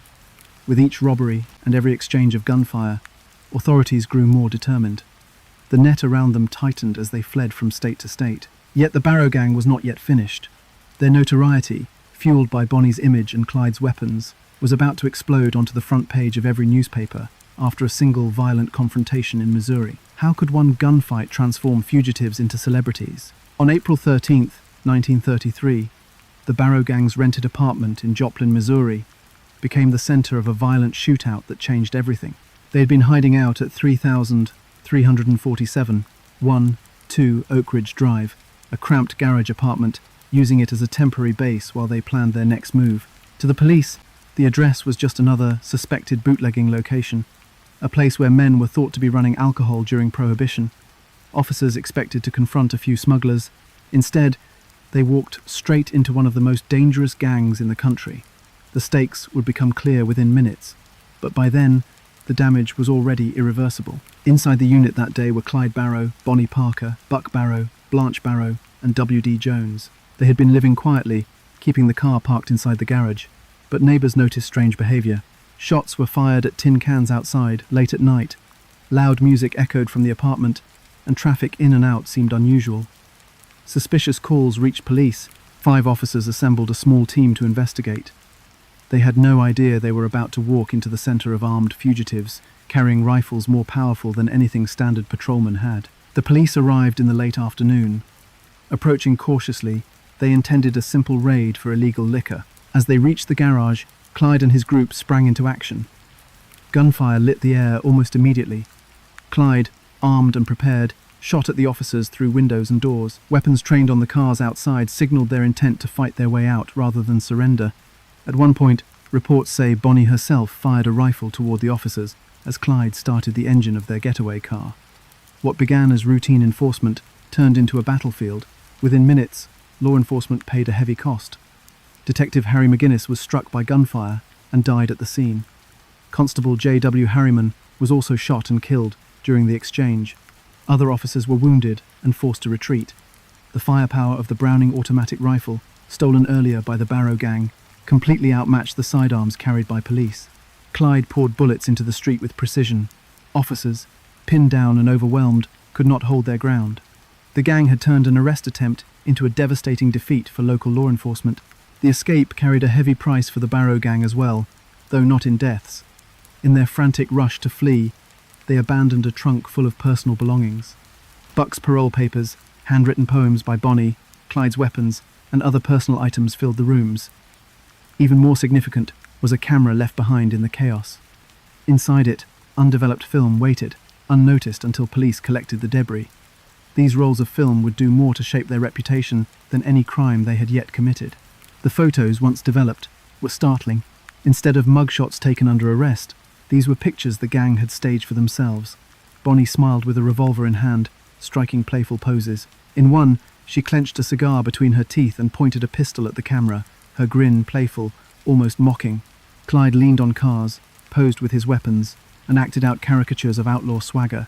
W.D. Jones appeared in shots, looking much younger than his years suggested. To police, the pictures provided clear evidence of their identities. To newspapers, they were irresistible. Within days, those photos appeared in papers across the country. Audiences saw something that felt new, a young woman posing tough, standing side by side with armed men. The Depression years were filled with grim headlines of hunger, banks collapsing, workers striking, and families suffering. Against that backdrop, pictures of Bonnie Parker with a cigar and pistol felt unusual, theatrical even. Readers did not see the reality of exhaustion, pain from Bonnie's injuries, or the desperation inside the cramped Joplin apartment. They saw dangerous youth mocking authority and living outside the system. The press quickly elevated the Barrow gang into national headlines. Writers seized on Bonnie's poses, giving her names like cigar-smoking gun moll, and spinning narratives about her as a daring bandit queen. For the first time, Bonnie and Clyde had recognizable faces everywhere. What the public consumed was not the bloody death of two officers, or the trail of grief left behind in Joplin, but smiling portraits of outlaws who seemed fearless. This transformation from criminals to cultural figures happened in a matter of days, driven by the photographs left by accident. Law enforcement, meanwhile, saw their work complicated. The papers gave Bonnie and Clyde celebrity status, unintentionally generating sympathy from certain communities. Some readers, tired of banks and business failings, framed the pair as rebellious underdogs. Others viewed them as deadly killers, who needed immediate stopping. The reality was a mix of both, but the focus on image clouded public opinion. The police now chased not just wanted fugitives, but figures who had become part of Depression-era conversation across towns and cities. Among the belongings left behind was also evidence of Bonnie's writing. Poems from her notebooks were recovered and later reprinted, adding to the impression that the couple were more than violent criminals. Her words reflected fatalism, rebellion, and devotion, echoing themes that matched the defiant poses in photographs. Together, words and images built an identity larger than ordinary crime allowed. Bonnie and Clyde stood out, set apart from the dozens of gangs roaming across the region during those years. The consequences of Joplin stretched beyond fame. The shootout cemented in law enforcement the understanding that this was no small-time gang. The guns and tactics proved the Barrow group was more heavily armed than most officers in the Midwest. The killings of McGinnis and Harriman added urgency, forcing lawmen across multiple states to cooperate more closely. While national audiences saw flashy pictures, the response inside agencies was strategic. Better coordination, improved weapons, and broader jurisdiction needed to stop them. The fight against the Barrow gang took on new weight from that day forward. Media comparisons of their notoriety created further intrigue. Author Jeff Gwynne later noted that the photos introduced new criminal superstars with the most titillating trademark of all, illicit sex. Clyde Barrow and Bonnie Parker were wild and young, and undoubtedly slept together. In the conservative language of early 1930s reporting, this suggestion marked them not only as criminals, but also as figures violating social codes beyond the law itself. Sex, rebellion, guns, and glamour now filled headlines where poverty and theft had once been the only story. As photographs circulated, the federal government prepared to take a closer role. A Ford automobile, stolen by Clyde from Oklahoma, and later abandoned in Michigan, provided legal grounds for federal jurisdiction. Crossing state lines with stolen vehicles triggered interstate car theft charges. That meant the FBI could officially participate in the case for the first time. Armed with the photographs and details gathered in Joplin, the Bureau began distributing wanted posters. These included fingerprints, descriptions, and images taken directly from the recovered rolls of film. What began as a routine raid in Missouri had now pulled Bonnie and Clyde into the highest levels of criminal pursuit. For Bonnie and Clyde, Joplin became a symbol of both victory and burden. They had survived a shootout, escaped alive, and evaded capture once more, but the cost was 2 officers dead and their hidden identities scattered across newspapers everywhere. What they left behind shaped how the country saw them forever. They were not faceless fugitives anymore. They were Bonnie and Clyde, the young outlaws posing before cameras, firing guns in the street, and mocking authority with grins. The shootout in Joplin was more than gunfire. It was the collision of crime and image, fact and myth. For the public, it cemented their names. For law enforcement, it deepened determination to end their run. And for Bonnie and Clyde themselves, it marked the point where escape would never again mean anonymity. The photos had locked their identities in print forever. Their road would continue, but now every step was taken under the shadow of their rising fame, and that spotlight would lead them directly toward one of their bloodiest fights at Dexfield Park. What happens when the hunted become trapped in the open? On July 24th, 1933, the Barrow gang found themselves exposed at Dexfield Park, an abandoned amusement area on the outskirts of Dexter, Iowa. For several weeks, they had been moving through small towns and dirt roads, avoiding police as best they could. But the walls were closing in. After a police tip alerted local officers to suspicious activity near the park, law enforcement moved in. This was not a controlled raid or a planned ambush.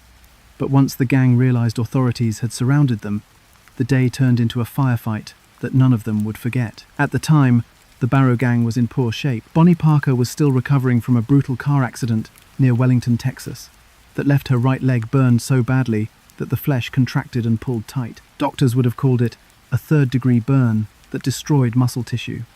For Bonnie, everyday movement had become almost impossible. She often relied on Clyde to carry her, or she hopped on one good leg.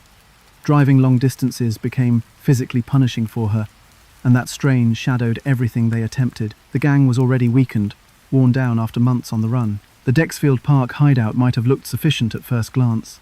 It was isolated, set among trees and fields, removed enough from main roads to buy them privacy. But the car they used, and the heavy traffic in and out, made neighbours suspicious. When law enforcement closed in and began firing, Clyde tried to organise the group, but panic took hold. Bullets tore into the camp as Bonnie struggled to move quickly. W.D. Jones, barely 17, ran back and forth trying to help load weapons into cars. Buck Barrow took up arms alongside his brother, but by then, Clyde's leadership was already strained under the pressure. The gunfight became disastrous within minutes. Buck Barrow was struck in the head by gunfire. The injury was devastating, exposing part of his brain. Against expectations, Buck did not die immediately. He drifted in and out of consciousness, sometimes speaking or even eating small amounts of food. But the sight alone damaged morale. As shots rained around the park, the others realized there was little hope of him recovering. W.D. Jones later tried to dig a grave for Buck, a grim acknowledgement of the hopelessness inside the gang. Even though Buck still lived, his wound told them he was already lost. Blanche Barrow, Buck's wife, was caught in the middle of the chaos. She supported her husband, trying to shield him, but her own injuries soon marked her. Flying glass cut into her eyes as law enforcement pounded the park with gunfire. The pain blurred her vision, and she was nearly blinded. As the shootout dragged on, Blanche's ability to keep moving weakened. By the end of the confrontation, surrounded and unable to escape properly, she was captured by police. The combination of Buck's mortal wound and Blanche's capture struck the gang at its core, breaking its tight family structure. For Bonnie, the Dexfield trap was harder still. Her leg injury from weeks earlier left her nearly immobile. While her photographs circulated in newspapers showing her as playful and daring, the reality in Iowa was harsh. She had to be carried or dragged during the firefight. Clyde, devoted to her survival, refused to leave her behind, even as police fire grew heavier. The difference between her public image and her condition at Dexfield shows how far removed myth was from reality. Instead of running with rifles in hand, she was clinging to Clyde, relying on him to carry her through chaos. Despite overwhelming odds, Clyde managed to guide Bonnie and Jones out under fire. Using tree lines and cover, they slipped away from law enforcement, leaving Buck and Blanche trapped. Their getaway was not clean. Clyde drove recklessly as they searched for safety, pushing the car off-road when needed. The small group that remained was battered, bleeding, and exhausted. Buck was left behind in the hands of police, Blanche was taken into custody, and the gang's numbers shrank overnight. Buck's death came days later in a hospital in Perry, Iowa. He endured surgery, but eventually died from his head wound and developing pneumonia. For Clyde, this loss was both personal and strategic. Buck had been his brother, the closest person he had in the gang, outside of Bonnie. With Buck gone and Blanche in custody, Clyde's circle grew smaller. Leadership failures had been exposed. The Dexfield shootout was not a victory or even a stalemate. It was the clearest sign yet that their group was breaking apart under the continuous effort to survive. The violence at Dexfield marked a permanent change in their story. Until then, some observers framed them as daring or clever, even rebellious against authority. After Iowa, there was no bravado left. They were wounded, both literally and emotionally, weakened beyond repair. Bonnie's injury left her permanently disabled. Buck's death left Clyde bitter and unstable. Blanche's capture created holes in confidence and secrecy, since law enforcement now had direct access to a family member who had lived inside the gang's inner circle. From that point forward, the Barrow gang operated more like stragglers than celebrities. Their routes shifted. They moved away from familiar areas of Texas and Oklahoma, roaming into Colorado, Minnesota, and eventually stretching south into Mississippi. These travels reflected desperation. They could no longer count on safe houses or family connections near Dallas.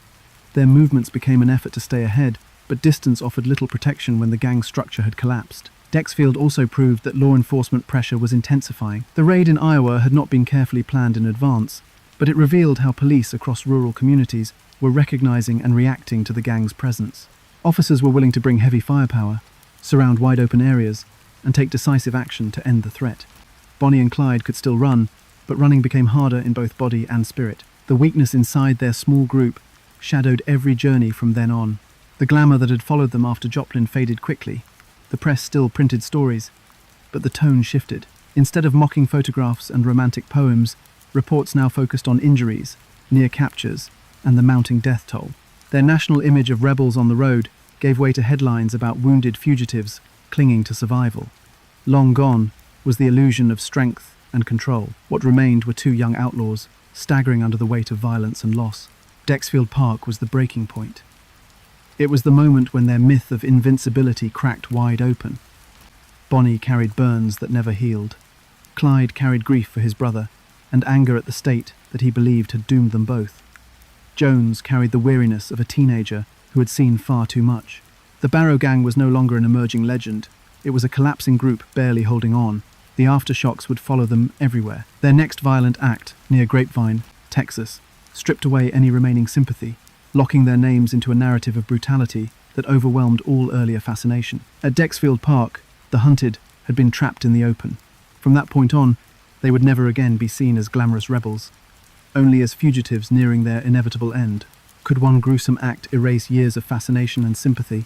On Easter Sunday, April 1st, 1934, two young highway patrolmen were gunned down on a quiet stretch of road near Grapevine, Texas. Their names were H.D. Murphy and Edward Bryan Wheeler, officers in their 20s, beginning their careers in law enforcement. What happened that day shocked Texas, then spread quickly across the country. Until Grapevine, some saw Bonnie and Clyde as reckless outlaws who thumbed their noses at authority. After, they were viewed very differently, no longer as rebellious figures, but as killers. This moment destroyed whatever romantic image had built around their story. Murphy and Wheeler had been patrolling near the intersection of Route 114 and Dove Road. At the time, Grapevine was a small rural area. The day was calm, traffic was light, and both officers had little reason to expect trouble. When they saw a car pulled off to the side of the road, they slowed to investigate. Inside the vehicle sat members of the Barrow gang, Clyde, Bonnie, and Henry Methvin, who had become one of their associates in the final months of their run. Accounts differ about who fired first, but shots rang out before the officers could react. In an instant, Murphy and Wheeler were both struck and killed. The killings were especially brutal, and newspapers wasted no time in amplifying every detail. Early reports pushed the story that Bonnie Parker herself had taken part in the shooting, even branding her as the one who delivered the fatal shots. According to local papers, witnesses claimed they had seen her laughing as Murphy fell, with one description saying his head bounced like a rubber ball after he was shot. Whether true or not, these exaggerated accounts fueled outrage. The idea of a young woman, already glamorized in photos from the Joplin raid, mercilessly executing a police officer, shattered the last traces of public sympathy. The Dallas papers ran the story in large print. The Fort Worth Star-Telegram reported that officers found a cigar butt with tiny teeth marks, said to belong to Bonnie, which reinforced the tale that she had fired, and then laughed. Even if the details were impossible to prove, the damage was done. The narrative stuck because it was dramatic, horrifying, and contrasted so sharply with the playful photographs of Bonnie that the public already knew. By the time the papers finished, Bonnie and Clyde were no longer mischievous rogues with stolen cars and stage poses. They were ruthless killers, and the public wanted them stopped. The deaths of Murphy and Wheeler also carried symbolic weight. They were young, clean-cut officers, chosen by their departments to represent the future of the highway patrol. They had families and promising lives ahead of them. Their murders became more than crime headlines. They became a rallying point for a public weary of violence. The grief of the families, the shock of communities, and the stark contrast between the two young men in uniform and the outlaw couple filled the conversation across Texas. People who once whispered admiration about Bonnie and Clyde's ability to outwit police now spoke of them as monsters to be eliminated. Only 5 days later, another killing drove the point even further. In Commerce, Oklahoma, law enforcement again crossed paths with the gang. Constable William Cal Campbell was shot and killed during an exchange. Commerce Police Chief Percy Boyd was also kidnapped for a time before being released. That second killing, so soon after Grapevine, confirmed the impression already forming. Bonnie, Clyde, and whoever rode with them had become unpredictable and deadly. For the public, there were no more excuses. For law enforcement, there was no more doubt. The Barrow gang was not simply stealing to survive. They were leaving a trail of bodies. The reaction from officials was swift and direct. L.G. Fares, head of the Texas Highway Patrol, announced a reward of $1,000 for what he called the dead bodies of the Grapevine slayers. That blunt language revealed the intention. Authorities were no longer satisfied with capture. The order was now extermination. Texas Governor Ma Ferguson added another $500 reward for each of the killers, including Bonnie, meaning that there was now a price on her head, separate from Clyde's. These rewards incentivized lawmen and even bounty hunters across the region. Anyone who encountered Bonnie and Clyde now had both moral and monetary reason to end them. The Grapevine killings also reshaped law enforcement tactics. Until then, pursuit was often scattered across jurisdictions. Sheriffs in one county might not communicate quickly with another. Local officers sometimes lacked the weapons to face Clyde's automatic rifles. But after April 1934, there was a coordinated push to unify efforts. Rangers, highway patrolmen, and local sheriffs combined resources. The federal government, through the FBI, had already started paying closer attention after Clyde's stolen cars crossed state lines. Now, the combined pressure meant that Bonnie and Clyde had little safe ground left. Coordination improved, weapons became heavier, and patience for hesitation ended. The shift in public perception was as dramatic as the law enforcement response. Just a year earlier, photographs of Bonnie smiling with a pistol had offered a strange sense of daredevil charm. Ballads were sung about them, some papers played up their escapes, almost like serialized stories. After Grapevine, that tone disappeared. Newspapers no longer called Bonnie a gun mole playfully. They described her as a killer. Readers didn't see outlaws dancing on the margins anymore, they saw cold blood spilled on Easter Sunday. The killings erased the line between fantasy and reality. Victims' faces were in every edition. Families' mourning filled front pages, and outrage grew thicker by the day. Victims' families also spoke out, demanding justice. They had no patience for myths. Murphy and Wheeler's relatives faced funerals instead of stories. Governors and law enforcement leaders recognized the moment and capitalized on public fury to justify aggressive measures. Where leniency or hesitation might have existed before, Grapevine destroyed it. Even ordinary people who had once offered Bonnie and Clyde sympathy, sharing meals quietly when the couple passed through towns, now recoiled. Anyone thought to be aiding them risked being seen as helping murderers. The public's clamor was not just to catch them, it was to wipe them out. The killings at Grapevine and the murder of Cal Campbell in Commerce formed the final pivot point. The outlaw narrative, built through staged photos and Bonnie's poems, could not survive the brutal deaths of young lawmen. Media that had once boosted their legend now became their greatest enemy. The more they ran, the more their criminal acts filled columns, but now every word was hostile. They were killers, not rebels, not romantic partners fighting the depression. And once the press painted them that way, their fate was sealed. By spring of 1934, Bonnie and Clyde were running out of time. Law enforcement had money on their heads, the public wanted blood, and the coordinated network of officers finally had both the resources and the will to bring them down. Grapevine had ripped away their disguise of glamour and made them targets in the clearest possible way. It was not just about ending crime anymore, it was about avenging the dead officers whose faces filled newspapers across the country. The road ahead led south into Bienville Parish, Louisiana. There, a team of officers assembled with a single goal: to wait along a quiet road and make sure Bonnie and Clyde never left alive.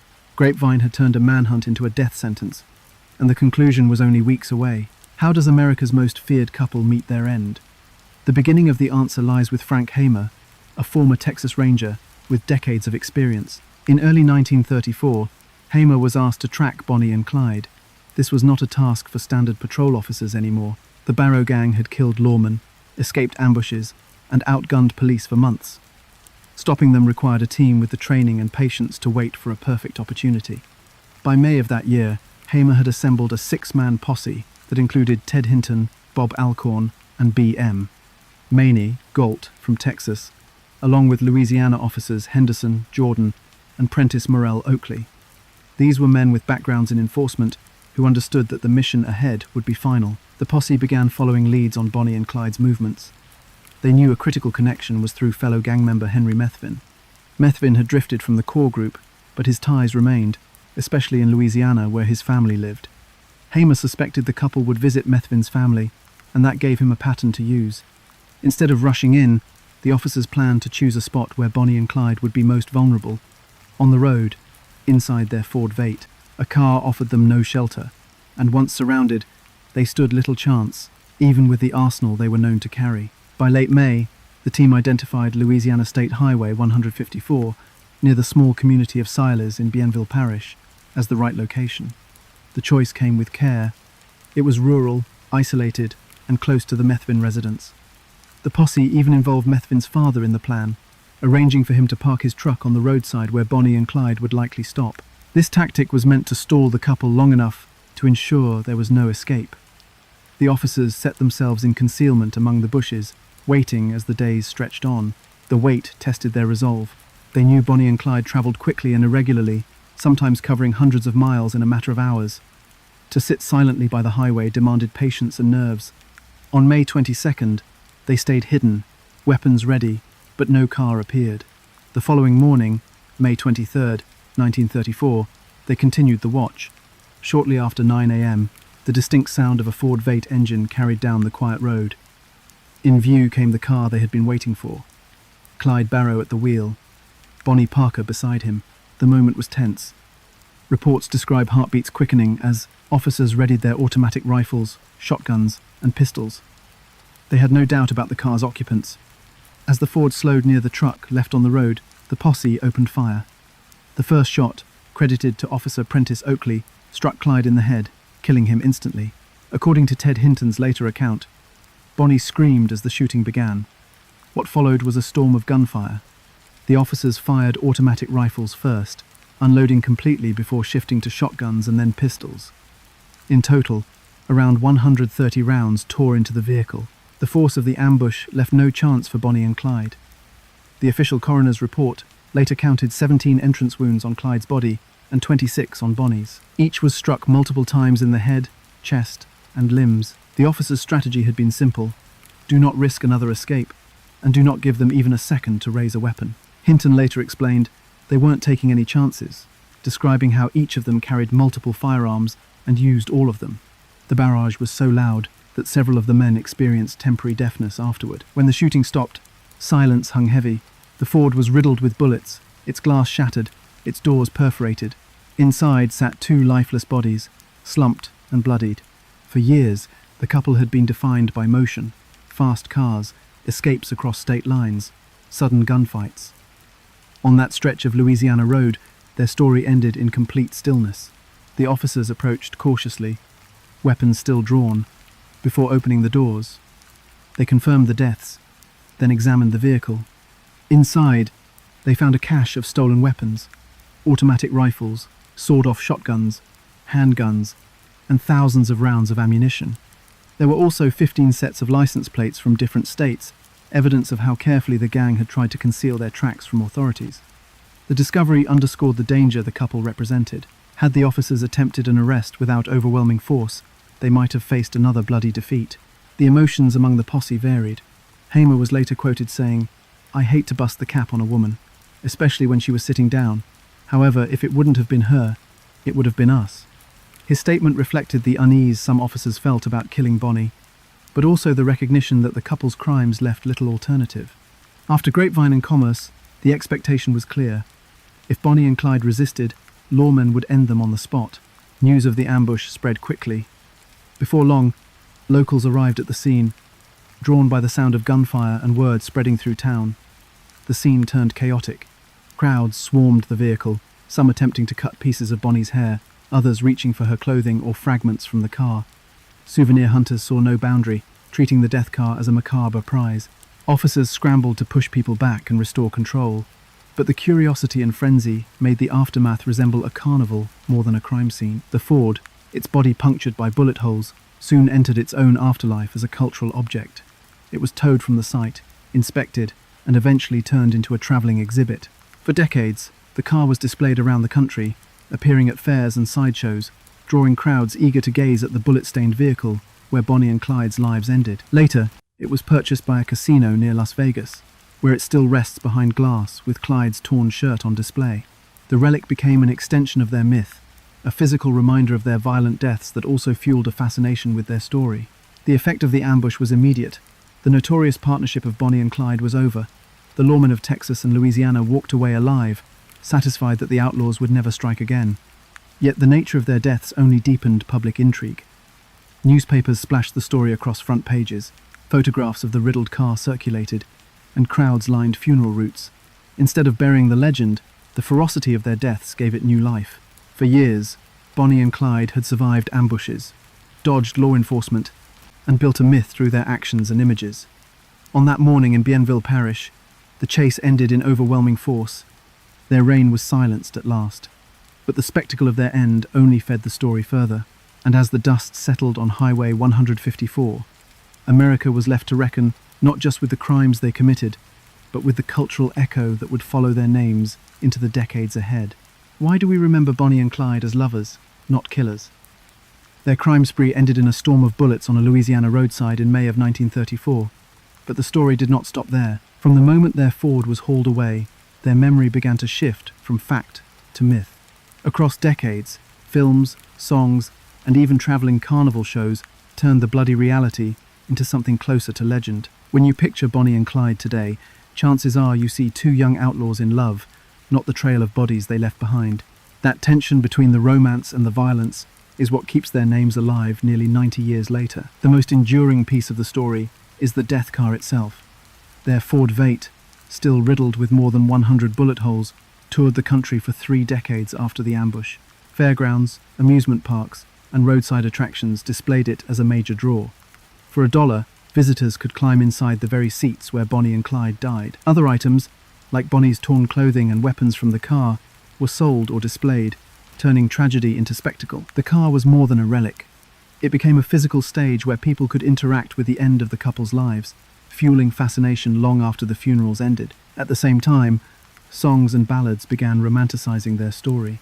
Country singers and folk performers played tunes that celebrated their reckless loyalty to one another. Some ballads highlighted the devotion between them more than the crimes themselves, casting the pair as doomed lovers caught in a fight against the odds. Audiences in the Depression era found something appealing in the thought of two young kids rebelling against a system they believed had denied them a future. This early musical storytelling planted the seeds for how Bonnie and Clyde would later be remembered. The biggest shift in public memory came more than 30 years later, with the release of Arthur Penn's 1967 film Bonnie and Clyde. Starring Warren Beatty and Faye Dunaway, the film was both a critical and commercial success. Its stylish cinematography, costumes, and charismatic leads turned the couple into pop culture icons. Viewers saw gorgeous actors speeding across the countryside, lovers bound together until death, with gun battles shot more like drama than horror. The reality that 12 people were killed, including 9 police officers, was not ignored, but the framing of the story emphasized youth, beauty, and rebellion far more than blood. As a result, the film crowned them as the golden standard of outlaw romance. The effect of Penn's film can hardly be overstated. It influenced not only how people looked back at Bonnie and Clyde, but also how movies portrayed outlaws going forward. Instead of one-dimensional criminals in shadows, outlaws became handsome, stylish rebels. For the generation of the late 1960s, a time of great social upheaval, the movie hit the perfect note. Viewers who mistrusted authority saw Bonnie and Clyde not as ruthless killers, but as glamorous figures fighting a system that deserved resistance. And so, their myth was cemented at an even deeper level, but reality was not so kind. Between 1932 and 1934, Bonnie and Clyde's actions left 12 people dead. 9 were law enforcement officers, men who left behind families and young children. John J. N. Bucher, Deputy Eugene Moore, Officer Howard Hall, and others lost their lives during the couple's reckless run. Patrolman H. D. Murphy and Ed Wheeler died on Easter Sunday in Grapevine, while Constable William Cal Campbell was killed in Oklahoma only days later. These victims had families who grieved in silence, while stories of Bonnie and Clyde's romance filled newspapers and stages. Their names quickly faded while the outlaws' names grew. For the victims' families, that erasure was painful. Their struggle never made headlines in the same way. Mourning widows and orphaned children lived with loss, not myth.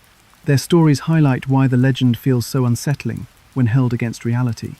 Behind the ballads and films were funerals, empty chairs, and lives forever altered. Families' calls for justice were overshadowed by stylized images of Bonnie smiling with a pistol, or Clyde leaning against his car. The gap between myth and reality widened until truth itself became almost secondary. Pop culture kept expanding the story. Comedic parodies appeared, like the Looney Tunes cartoon Bunny and Claude, We Rob Carrot Patches, in 1968. Television movies in the 1990s revisited the crimes, while miniseries and documentaries in the 2000s kept their image fresh for new audiences. Each new retelling added layers that often shifted focus away from actual victims. Instead, Bonnie and Clyde became shorthand for a ride-or-die couple. Modern music, including Jay-Z and Beyoncé's song, 3 Bonnie and Clyde, used them as symbols of loyalty and love, not as cautionary tales of crime. To describe any pair of criminals working together, people now use the phrase, modern-day Bonnie and Clyde, showing how deeply the image has embedded itself in language. The fascination also has a darker side. Commentators often use the phrase Bonnie and Clyde syndrome to describe hybristophilia, the attraction toward those who commit violent crimes. Their fame serves as an early example. While families buried their dead, others wrote letters celebrating them or collected souvenirs from the crime scene. This same paradox has appeared later with figures like Ted Bundy or Charles Manson, showing that the public's interest in crime is not limited to justice or safety. It can also be rooted in fascination with danger. Yet their legacy is not only cultural. Their spree also influenced law enforcement itself. Clyde's habit of crossing state lines in stolen cars brought the FBI into their pursuit, strengthening federal involvement in bank robbery and interstate crime. Before Bonnie and Clyde, cooperation between local departments was minimal. Afterward, greater coordination among states and stronger regulations around firearms and robberies began to take root. In that way, their bloody run forced the government to adapt to criminals who moved faster and wider than traditional policing had expected. Even in their deaths, their story was surrounded by exploitation. Souvenirs taken from the Ford included weapons, pieces of clothing, and small personal items. Families asked for belongings back, but were often refused. Sheriff Henderson Jordan was accused by the Barrow family of keeping a suitcase of cash, with writer Jeff Gwynne noting that Jordan bought land soon after the ambush. While evidence for that claim remains uncertain, the suggestion alone shows how muddied the aftermath became.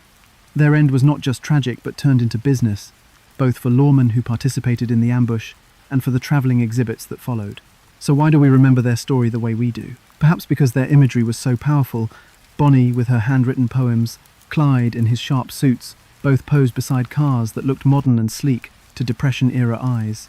That image, spread through newspapers, reinforced later by Hollywood, became a kind of cultural armor, shielding them from being seen only as killers. The deaths of 12 victims and the grief of families are historical facts, but the public imagination prefers Bonnie and Clyde as doomed lovers cut down too soon. Has history forgiven them, or has it simply chosen to forget the victims? The answer lies in that gap between myth and reality. The myth of loyal lovers, glamorous, young, and doomed, has proven stronger than the truth of bloody shootouts and grieving families. And so, Bonnie and Clyde live on in legend, their story no longer confined to newspaper headlines or police reports, but carried forward in songs, films, language, and culture. For better or worse, the myth became bigger than the lives themselves, leaving us to ask where memory ends and legend begins.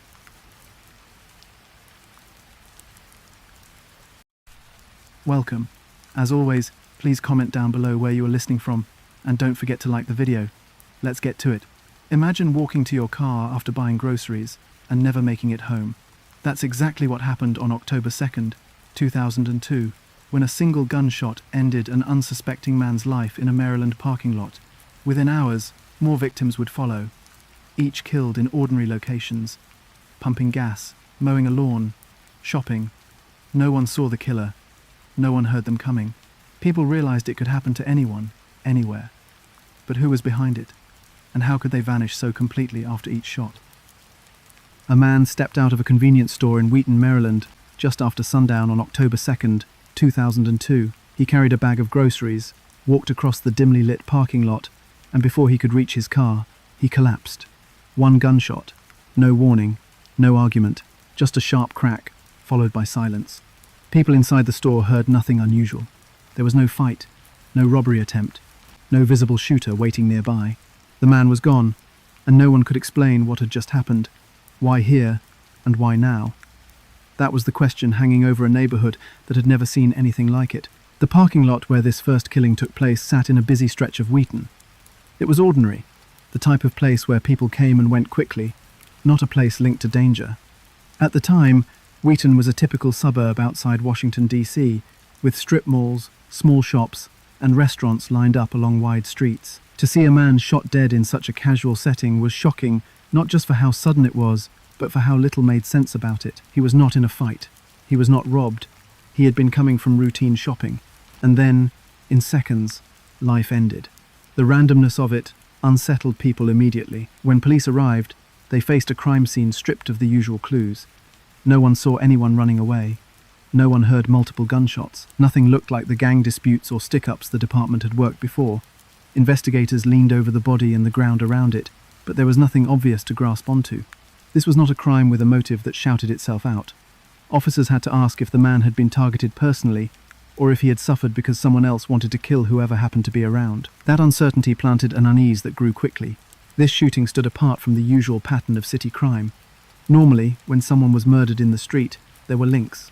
A robbery, a personal feud, someone seen fleeing. Here there was nothing like that. The parking lot stayed empty except for the man's body. It was not just the silence that made this different, but the cold precision of one bullet, and then nothing else. Police radioed their reports, patrols fanned out, but in the end, they had nothing more than a victim who should have been safe, finishing a short errand. The effect on the neighborhood was immediate. People who had been nearby, or who heard afterward, started talking about how vulnerable it made them feel. Standing in front of a store, holding bags of food, should not leave you at risk. Parents began to think about their children walking through parking lots at night. Workers heading home later than usual wondered if staying outside those extra 5 minutes could cost them everything. The murder was not only tragic, it rewrote the sense of what was safe in Wheaton within one evening. What no one in Wheaton knew yet was that this was only the beginning. Within hours, more people would be shot in other places across nearby suburbs. The single death in the Wheaton parking lot revealed a violence that was not finished. Police struggled with the question of linkages. Was this man chosen because of something specific? Would they uncover a connection between him and his killer in a job, a relationship, or a conflict? Or had the bullet landed in his chest for no reason other than being visible at that moment? The lack of a clear tie made officers uneasy because random killings were the hardest to investigate. They left no trail that could be followed. Across suburban Maryland, families digested the news that a man had been killed so casually. The newspapers and local broadcasts treated it like a crime of interest, but not yet a crisis. Still, the tone was different than a standard police blotter item. The uncertainty stood out. And that uncertainty carried into conversations where neighbors asked one another how something like that could happen close to home. If it was a targeted act, they might have felt safer. If it was random, anyone could be next. That fear began to spread even before the next shootings came. Compared to ordinary criminal cases, the Wheaton killing had an eerie efficiency. There were no demands shouted at the victim, no struggle, no messy aftermath. It was one calculated strike, executed so quietly that it seemed less like a traditional killing and more like a controlled action designed to terrify. Sniper fire, even when directed at a single person, brought different rules. The ability to kill from a distance, unseen and unheard, took away the thin sense of control most people believed they had over their own safety. With snipers, no amount of awareness in your surroundings could save you. The question pressing in by the end of that night was what, if anything, linked the murdered man to others. If he had been targeted, detectives would try to map his life backward. If not, then the attack represented something far worse. The opening move in a game organized by someone who wanted to strike the public itself. Those were the possibilities. And each direction meant months of work ahead. In hindsight, this killing was exactly that, an opening. It was not about the victim personally, or about stealing money, or evening a score. It was a shot designed to announce the arrival of killers who had planned something larger. The man who had stepped into the Wheaton parking lot happened to become their first chosen image of randomness turned into terror. He was the first to fall in a sequence that spread across the DC suburbs, tightening its grip over ordinary life until no one knew how to feel safe. The following day would turn the anxiety into panic. What started with one body in a parking lot would spill into a trail of attacks, spread through schools, sidewalks, and gas stations. October 3rd would become a date stamped into memory for the sheer pace of deaths piling up across Maryland. No one in Wheaton went to bed that night understanding what lay ahead, but the sound of that single shot had already opened something that would not close for another 3 weeks. The next morning, across neighborhoods just a few miles apart, more lives would end in rapid succession, and the region would realize it was under siege. Within just one day, the region experienced a chain of shootings that shocked both residents and law enforcement. On October 3rd, 5 people were murdered in separate locations, all within a short drive of one another. Each killing happened during everyday routines, filling up at a gas station, crossing a parking lot, or walking along a sidewalk. The speed, the randomness, and the lack of witnesses created panic almost instantly. 10 hours was all it took for suburban Maryland to go from unsettled after one strange murder to realizing that someone was targeting strangers across the map. The day began with a man cutting grass outside a car dealership in Montgomery County. He was going about his job, moving in clear view of passing traffic. In an instant he fell, shot once. People nearby rushed to him, unsure of what had just happened. There was no car speeding away, no fight. He had been visible, and then he was gone. Only a single shot had been fired. It was early in the morning, but within minutes, word of the killing began to spread to those driving to work or dropping children off at school. Not long after, another shooting was reported only a few miles away. This time the victim was at a gas station, standing by his car with the pump in his hand. The same pattern followed. No confrontation. One gunshot, then confusion. Customers at the station froze in place, realizing that the shot could have come from anywhere. The idea of filling your tank, something people did almost every day, suddenly felt hazardous. The randomness was again on display. He had not been robbed, nothing was taken, and no one had seen a suspect.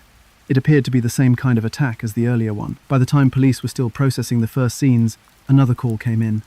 A woman was gunned down in a parking lot while sitting in her car. That made 3 separate killings in different areas before lunchtime. Investigators began to see an emerging pattern. The victims were each killed in public, in ordinary suburban settings, struck before they could react. By mid-morning, they knew they were dealing with something far more serious than an isolated crime. The quick succession made it impossible to treat them as separate cases. Residents watching the news that morning grew tense. People driving to work passed police tape at one location, only to hear about another shooting miles away. The area was not huge, but the crimes were scattered across it, always close to major highways. That raised the unsettling idea that the killer, or killers, were on the move. Within hours, conversation on radio and TV turned toward the possibility of a mobile attacker picking new targets at random. Officers on duty had little chance to recover evidence before being pulled toward the next crime scene. The 4th shooting locked this fear in place. A woman was struck on a sidewalk near a post office. She was running errands, not involved in anything risky. By then, news outlets began hourly updates, warning people to stay alert. The fear spiraled quickly because no one could say where the next strike would land. Parents worried about walking into stores. People kept an eye on open spaces while doing the most ordinary tasks. It felt like nowhere was safe. Later that afternoon, a 5th killing happened, again at a gas station. A man stood exposed as he leaned over his car. The sound of a shot cut through the routine of pumping fuel, and witnesses described the same confusion as the earlier scenes. A victim down, no sign of who had fired, no suspect running away. All the murders looked almost identical in their execution. The day ended with 5 bodies and no leads except that the attacker could fire, vanish, and reappear somewhere else entirely. The geography mattered. Each attack was close enough to the others to alarm people who drove between towns every day. Commuters recognized those same stations and sidewalks, realizing they could have easily been in those spots. Police began comparing times and distances. They saw that each shooting was within a short drive, suggesting a shooter with access to a car.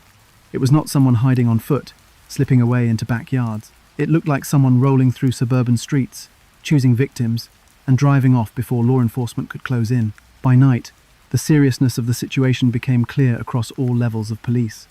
At first, they wondered whether the spree was a flare-up of gang violence, but the victims were strangers, and nothing was taken. Others raised the possibility of acts tied to terrorism, considering how unusual the method seemed. Still others suspected a lone gunman with sniper skills. Each theory had problems. A terrorist plot usually announced itself with a message or included multiple actors. A lone wolf could account for some elements, but not the speed of travel between attacks.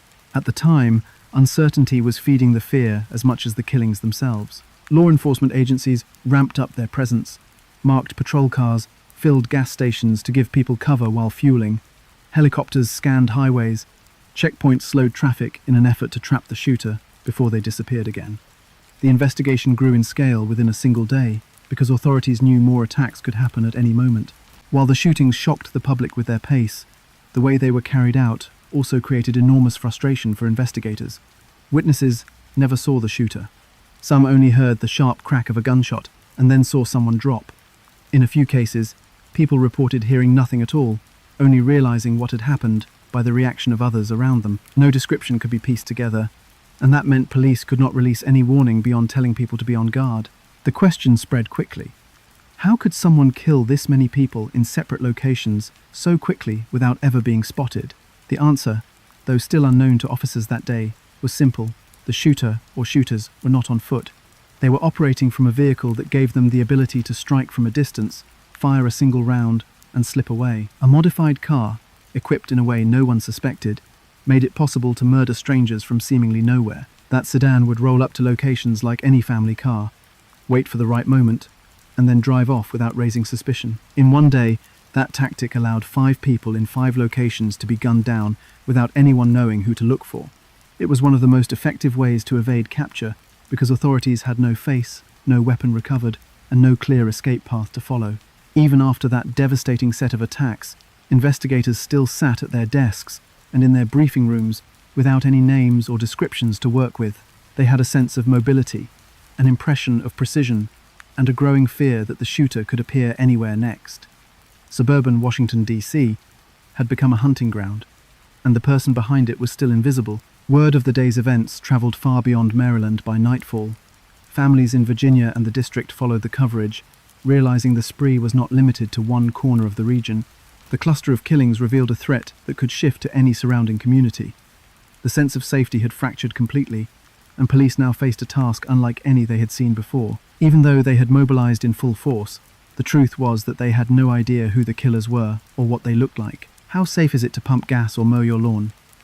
In October of 2002, the answer was clear. Not safe at all. For weeks, across the Washington, D.C. suburbs, routine activities that people had never second-guessed became the stages for sudden death. Stopping to buy groceries, carrying school supplies, sitting outside on a bench. All of it now carried an edge of dread. It was a time when each trip outside forced a choice: do the errand or risk becoming the next name on the evening news. The transformation of daily life came fast.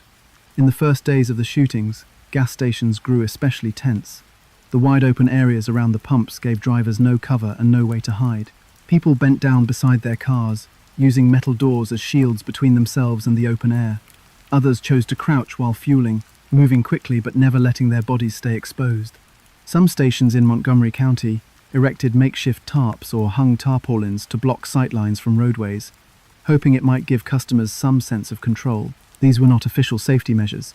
They were desperate acts that reflected how unsettled people had become. Parents adjusted their routines too. Many schools across Maryland and Virginia changed the way children arrived and left each day. Outdoor recess was cancelled. Students were kept indoors, and teachers led them to buses in organized lines to avoid clusters where shots could be fired. The sense of threat for children ran deeper than for adults because of one chilling event.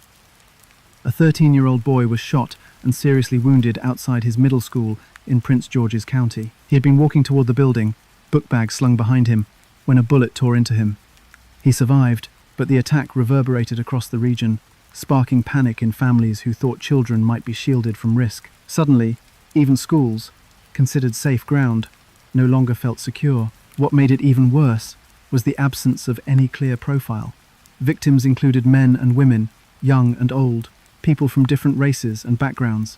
No type of person was singled out. The only thing connecting them was that they were in the open, performing some normal task in public.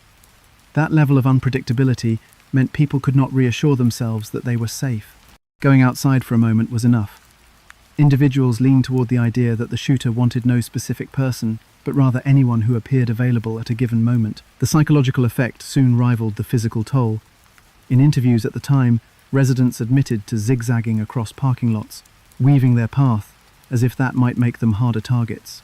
Drivers scanned overpasses before pulling underneath, suspecting a hidden shooter could be waiting above.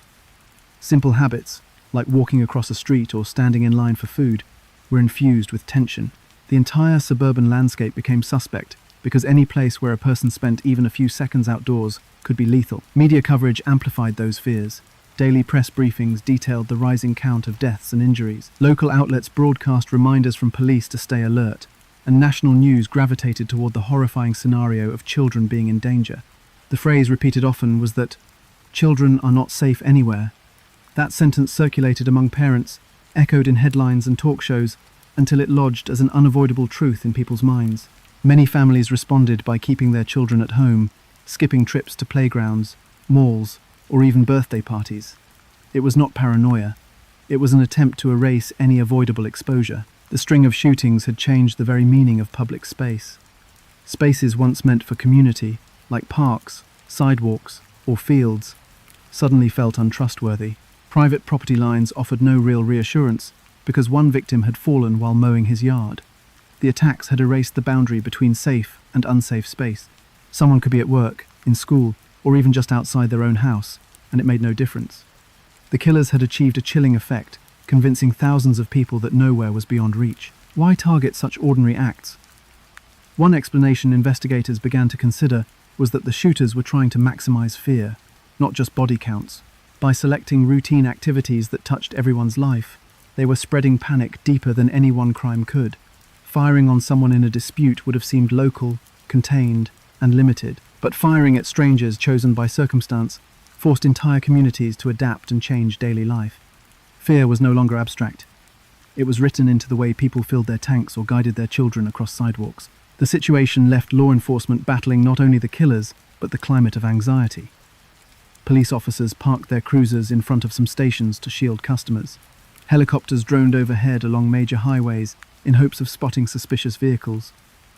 Uniformed personnel became fixtures near malls and schools. Despite these visible precautions, residents had no sense that they were truly protected. All it took was another crack of a rifle at any place, at any time, to show how little distance those measures really offered. The wounded boy at the middle school highlighted just how far the trauma had spread. Parents bonded over fear in the days afterward, sharing anxious phone calls and refusing to let children walk alone. Teachers found themselves leading classrooms heavy with unease, telling kids to stay away from windows. Even young students grasped what was happening in a rough outline. They knew someone outside was shooting innocents. They understood that any step outdoors could be dangerous. Communities with little exposure to violent crime before that autumn now wrestled with collective dread. The killers had created something larger than a series of murders. They had warped the rhythm of normal life. Each public act came with calculation. How fast could it be done? How exposed would a person be while doing it? And was there shelter nearby? The span of 3 weeks reshaped the geography of trust across Maryland and Virginia. Every open space looked like a trap.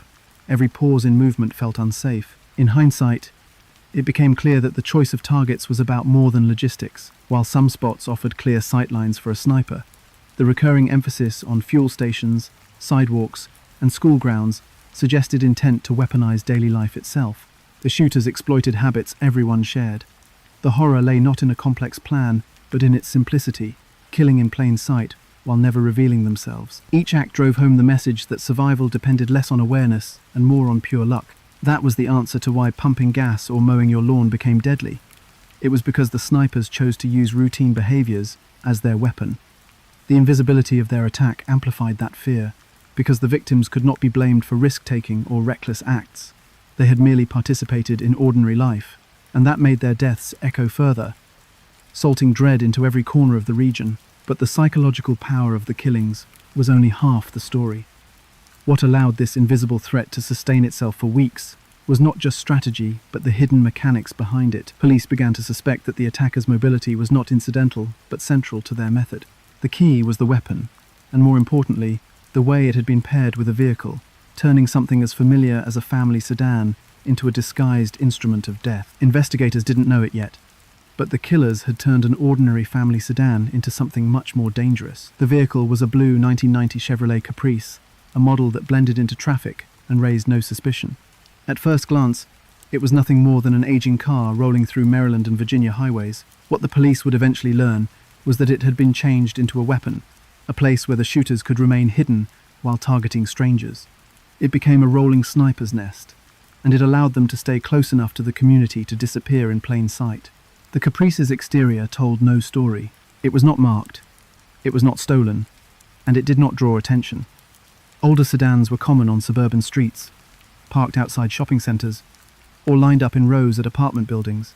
No one would look twice at it when it idled near a gas station or pulled off onto the shoulder of a road.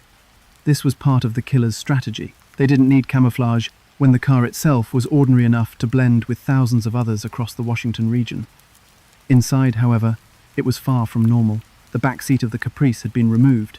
This allowed the shooters to use the trunk as a concealed firing position. A hole had been cut near the license plate, small enough that it did not stand out to anyone who wasn't inspecting the car closely. Through this opening, the barrel of a rifle could be pushed outward, steady, and aimed at anyone in sight.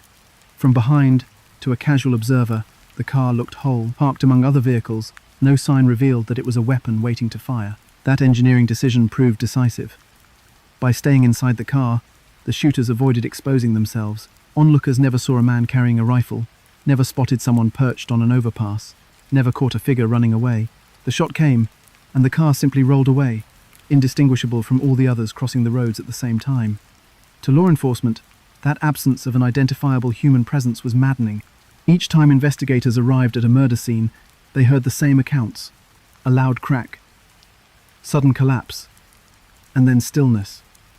Nothing else. It was as if the killer had vanished into thin air. Inside the trunk, the setup was organized for precision. The Bushmaster, 223 caliber rifle, lay ready to fire. Alongside it were maps marking locations, notes from past surveillance, and walkie-talkies for communication. Each piece had a purpose. The walkie-talkies helped the pair coordinate while moving. The maps pinpointed streets and lot layouts that offered clear sightlines. Even the trunk hole, though crude in shape, gave them the chance to shoot without giving onlookers the view of a man aiming through a window. Anyone who might have stood 15 feet away still saw nothing more than a car. The car was also their escape tool.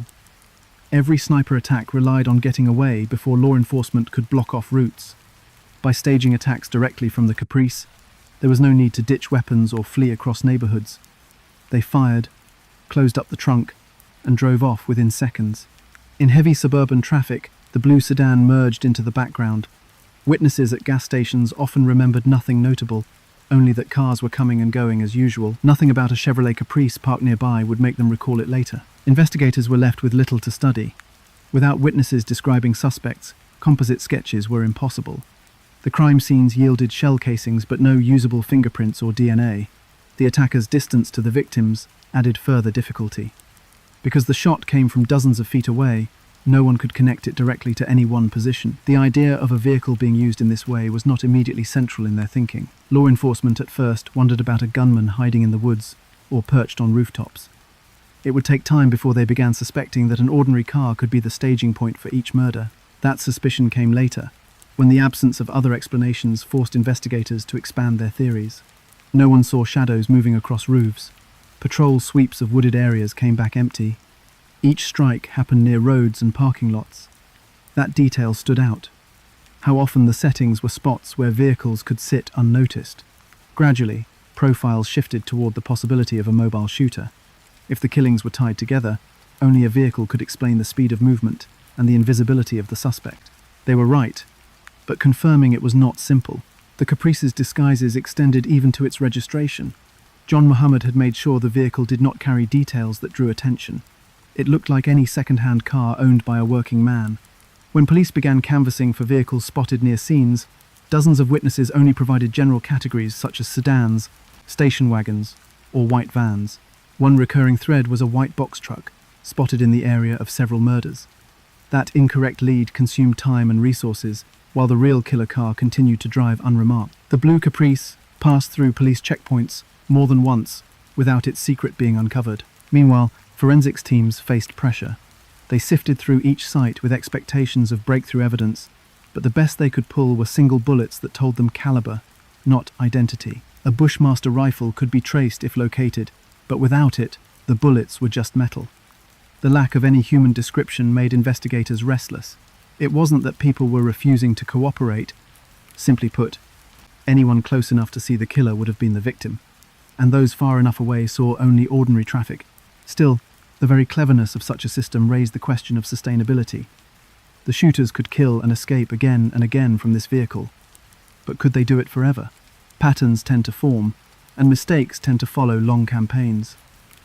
Investigators worried and waited, knowing that while the car kept them safe, the killers might slip up in other ways.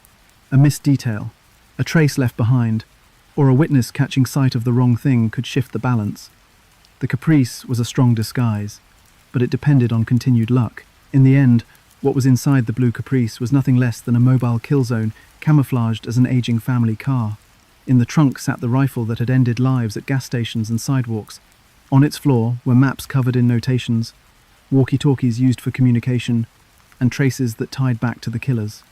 From the outside it offered no clue, but from within, it was a hidden firing post that had carried out weeks of murders unseen. Even with such an effective setup, the killers were not infallible. The vehicle bought them time, but it did not make them untouchable. As investigators cast wider nets and began piecing together clues, the careful disguise of the sedan could not protect them from human error. Mistakes outside the car would soon provide the openings that the vehicle itself refused to give. At one of the crime scenes, police came across something they had not seen before in the sniper attacks. There was a message left behind, written carefully, folded, and placed where investigators would be sure to find it. After weeks of unanswered questions, this was the first direct contact from the killers themselves. It set off alarms not only because it broke the silence, but because it raised the possibility that the shooters wanted more than just bloodshed. A note meant communication. Communication meant motive, and motive could be used to draw them out. The contents startled investigators. The shooters demanded money in exchange for stopping the murders. There were threats of more deaths if their instructions were not followed, along with words that hinted at a deliberate plan. The letter called for hundreds of thousands of dollars to be transferred in a way that would be difficult to trace. It wasn't messy or spontaneous, it looked composed. This suggested to detectives and FBI profilers that the snipers weren't just venting rage or acting on impulse. They were acting with intent, and their intent included recognition and control over the course of events. But the bigger problem for police was whether to treat the letter as real. In previous cases of mass shootings or serial killings, false confessions and fake messages had been planted to waste investigators' time. Was this letter genuine, or was it a decoy from someone looking to mislead? Law enforcement analyzed the handwriting, the phrasing, even the paper itself. A wrong call could divide resources. If they assumed it was false and ignored it, they might miss a lead. If they assumed it was real and it wasn't, they could be chasing ghosts. The careful tone of the letter pushed many to believe this was indeed from the shooters. One detail made investigators lean toward authenticity. The note mentioned earlier shootings in other states. These were incidents from Alabama and other locations months before, unsolved gun crimes that hadn't been officially linked to anything in Maryland. It wasn't public knowledge that those crimes shared characteristics, making it unlikely that a copycat would know to reference them. That connection showed planning and hinted at a longer spree than people realized. The killers had been testing out their tactics before bringing their methods to Washington. Now they were laying claim to a string of violence across state lines. The implications unsettled law enforcement leadership. If the same shooters had already struck in other states, Then October of 2002 was not the beginning. It was the middle of a campaign. Investigators had to go back and re-examine open homicides that looked similar, reaching out to local police departments to exchange ballistics data. Suddenly, the case wasn't bound inside suburban Maryland and Virginia. It stretched from coast to coast. It revealed not just killers at large, but organized offenders who wanted their actions noticed, even credited to them directly. The content of the letter also revealed something about the psychology behind the crimes. Many mass killers thrive on notoriety, seeing themselves as actors in a story that should be told after each attack. But this letter tied notoriety to leverage. The snipers weren't just saying, "Look at us." They were saying, "Pay us, and we stop." That approach had echoes of extortion cases where criminals used violence or its threat to draw cash out of institutions. In history, messages from kidnappers, extortionists, and bombers had contained a similar structure: demands for large sums, a promise to stop if obeyed, and a threat of more deaths if ignored. Investigators brought in behavioral experts to study the wording. They noted that the message lacked wild or erratic language. It wasn't filled with insults or emotional outbursts. It was measured, even clinical. That helped reinforce the idea that the killers were not acting out of short-term fury. Instead, they were following a sequence: preparation, attack, intimidation, and negotiation. This calm level of control made them much harder to predict. It also meant that investigators couldn't rely on them to make easy mistakes born of anger. For behavioral profilers, the note was gold. It gave them material to dissect language, to work out possible education levels, geographic patterns, and cultural backgrounds. Every choice of word became data. Was the grammar correct? Was the handwriting steady? Did the letter refer to the victims in personal terms or distant terms? These subtle clues helped narrow the field of likely suspects, even if only by degrees. At the same time, investigators had to be careful about releasing too much to the public. Broadcasting sections of the letter could spark false leads, with people phoning in, claiming to recognize handwriting or style. The timing of the note's arrival was also a point of discussion. It came after several weeks of killings and widespread fear, just when law enforcement was struggling under pressure.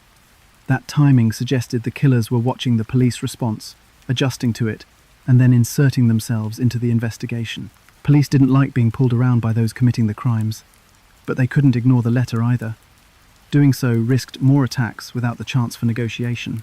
The letter left at the scene changed the framework of the investigation. What had seemed only like a spree killing, a shocking, bloody run with no guiding purpose, suddenly had structure. The structure included money, references to earlier murders, and a voice that revealed intelligence and control. The shooters had shown their hand, at least partially, and in doing so gave profilers more direction. Instead of chasing only physical evidence, investigators now had a psychological window to work with. The lesson from crime history is that communication often marks a turning point. Famous extortion notes and ransom letters in previous decades sometimes cracked cases because of paper, phrasing, or fingerprints. Others only deepened the mystery. With the Beltway sniper's letter, authorities faced both sides. On the one hand, they had links to older crimes and a motive to exploit. On the other hand, they had to proceed quietly, because making a mistake with such offenders could cost more lives. They could not treat the killers like pranksters or adolescents playing games. The killings had already proved the seriousness. Investigators wondered if the letter would help them connect names and faces. The references to other crimes pushed them to review case files far from Washington. The money demand pointed toward a need, whether practical or symbolic. Pinning down which one it was could break open the killer's background. These were not questions they could answer yet, but the presence of the note gave them a new direction to explore. What was the true message the snipers left that helped investigators connect the dots? It was more than just a demand for cash. It was proof the same pair had been active before Maryland. It was the first direct link that joined scattered shootings under a single identity. And it revealed that these were not crimes fueled by sudden anger. They were planned, executed, and tied together by killers who wanted both recognition and reward. Even with the letter studied and catalogued, officers still lacked a face to attach to the crimes. The car remained hidden. The rifle had not been found. But soon, the killers made another move that gave police a hard piece of evidence to hold onto: a fingerprint. And with that, for the first time, names began to enter the investigation. The death of Linda Franklin did not just add one more victim to the tally. It changed the weight of the entire case. Franklin was a 47-year-old FBI analyst who had worked for years in counterterrorism. On the evening of October 14th, 2002, she was leaving a Home Depot store in Fairfax County, Virginia, with her husband. After shopping, Franklin carried bags to her car and began loading them into the trunk. It was an ordinary suburban errand on a Monday night. In seconds, it turned into one of the most pivotal moments of the Beltway sniper investigation. A single round tore into her. She collapsed, killed instantly in front of her husband and other bystanders. Franklin's murder carried a symbolic weight from the beginning. Unlike earlier victims, who represented teachers, tradespeople, or retirees, Franklin was a federal employee tied to the very agency leading the national response to terrorism. The killers had no idea who she was, but the fact that she worked for the FBI was not lost on anyone. It signaled that no segment of society was off limits. If an analyst for federal law enforcement could be gunned down while doing chores at a hardware store, then absolutely no one was immune. The randomness of her killing matched the sniper's method, but the identity of the victim gave the event an added layer of intensity. It pierced into the law enforcement community itself. Franklin was not a field agent, but to her colleagues she was family. Federal agents in Washington knew her, and word of her death spread across the bureau faster than any other detail from the spree. For FBI personnel already under immense strain from post-September 11th work, the shock was intense. Agents who were already putting in long nights on the sniper task force now felt one of their own had been taken. This intensified morale, but also multiplied public and political pressure. When news broke that an FBI analyst had become the next sniper victim, national news outlets seized on the story. Coverage that had already been heavy now shifted into near-constant reports. Franklin's death was picked up by every major television network. Newspapers laid out headlines that tied the sniper crisis directly to federal institutions. It became less of a regional tragedy and more of a national emergency in the public eye. The location of the shooting added to the unease. The Home Depot was surrounded by rows of shops and parking spaces in Fairfax County, one of the most suburban stretches of northern Virginia. Families spent evenings there, stocking up on supplies. Watching police cordon off the store while Franklin's body lay nearby intensified fears about safety in yet another type of space. It wasn't just gas stations or schoolyards anymore. Even shopping centers were revealed as vulnerable sites. For residents, this meant there was truly no distinction left about which daily activities could put them at risk. At FBI headquarters, the mood shifted sharply. The investigation had already been elevated to major case standards, but now Franklin's colleagues participated with added urgency. Every task force meeting, from Montgomery County's local command posts to the FBI's own conference rooms, now carried the burden of her loss. The idea that someone connected to the government had been murdered while agencies searched for the killers fueled new levels of determination. For many within federal law enforcement, this stopped being a case to close and became a personal fight. From that point, coordination grew. There had already been a daily rhythm of press briefings, where officials released new information to the public. After Franklin's killing, those briefings expanded in size and importance. Multiple agencies appeared together on camera. Senior officials, not just local commanders, spoke directly to the nation. This reflected how the case had transformed into a matter of top national concern. The governor of Maryland, the governor of Virginia, and federal officials collected at podiums together. The hunt for the snipers was no longer treated as a regional manhunt. It was framed as a crisis for the country's capital region, and by extension, the country as a whole. Law enforcement morale came under strain even as urgency rose. Agents and officers had already dealt with weeks of fruitless searches. Now, with one of their own killed, emotions played a larger role. For the FBI, there was the added weight of public expectation. The Bureau could not allow killers to remain at large after one of its analysts had become a victim. Pressure from the White House and Congress followed, with questions raised about why so few solid leads had emerged weeks into the spree. Linda Franklin's murder reinforced the sense of unpredictability. She was not chosen for who she was, but her death emphasized the point the snipers had been making all along. Anyone could be next. For the public, that realization deepened fear. For police, it forced a recalibration. If even a Home Depot in Fairfax, lit, populated, right off major highways, could become the next target, then surveillance and patrol had to stretch even further. The manhunt sprawled into one of the broadest mobilizations of local, state, and federal manpower seen in years. At the same time, the killing highlighted the one question investigators kept asking themselves: would this particular death give them the push needed to finally hunt down the suspects? Cases often shift momentum when a victim ties directly to high-ranking circles. Franklin's position inside the FBI meant her colleagues would not stop until justice was secure. But motive and determination alone were not enough. Detectives needed evidence, leads, and someone to connect the gunfire to real identities. The link between this murder and its wider impact can be measured in scale. Before Franklin's death, residents across Maryland and Virginia were already tense, but agencies were still coordinating at the county and state level. Afterward, the case expanded swiftly into what looked and felt like wartime response. Intelligence sharing became more structured, federal analysts boosted resources, public updates multiplied.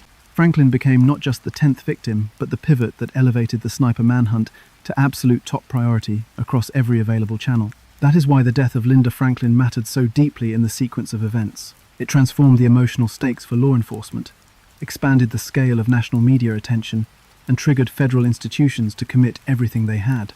It did not accelerate the killer's timetable, but it accelerated the government's pursuit. From that moment, the case became impossible to treat as anything less than a national frontline problem. The impact of her death remained visible weeks later, as new strategies were employed. Yet even with all that momentum, investigators were still chasing shadows. The car was unidentified, the rifle had not been located. Descriptions of suspects were non-existent. Franklin's case gave them urgency, but not proof. The next stage would come only when the killers themselves loosened their grip on secrecy. And soon, that would happen, not through federal force, but because of a small mistake. That error would finally put names to the shadows the country had feared for over 3 weeks. For weeks, the snipers seemed to vanish after every killing. Crime scenes yielded little more than shell casings.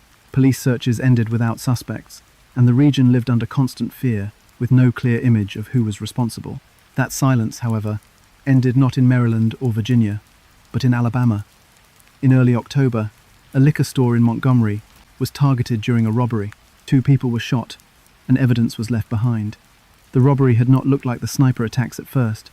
It was more chaotic and close-up than their usual strikes, but what surfaced inside that building gave investigators the first concrete proof of who they were hunting. At the scene of the robbery, police recovered fingerprints lifted from a magazine clip and other surfaces touched during the crime. The fingerprint evidence was processed through available databases using routine checks. What made this discovery crucial was the fact that the print matched an existing record. That record belonged to a teenager named Lee Boyd Malvo. Malvo had been arrested in Washington state months earlier on an unrelated matter, meaning his information and identity were on file. Without that prior contact with law enforcement, the recovered fingerprint might have joined thousands of unknowns. Instead, it lit up as a direct match. Investigators were suddenly staring at their first name tied to the snipers. Malvo was young, a Jamaican national who had moved through several states with his mother in recent years. Living in places ranging from Florida to Washington, he had been in the United States without secure immigration status, something that had crossed him with law enforcement in Seattle. That small brush with the system left behind the exact identifier police now needed. From weeks of having no suspects at all, detectives now had the name of an individual they could connect to, fresh evidence from Alabama. What this meant in practical terms was a mixture of relief and tension. Relief, because investigators finally had a thread they could pull. For more than 2 weeks, the lack of direction had been suffocating to officers on round-the-clock duty. But it also meant that the snipers were no longer abstract. They were people who could be found, who had histories, and who could make mistakes. The tension came from realizing that, while there was a name, there was still no face seen firing from a car. Still no one physically tied to the killings in Maryland and Virginia. It was a lead, but one that required careful work to bridge across state lines. While detectives looked closer at Malvo, FBI analysts began connecting him to a figure already familiar to them, John Allen Muhammad. Muhammad, a Gulf War veteran, had once lived in Tacoma, Washington, where he had crossed paths with Malvo.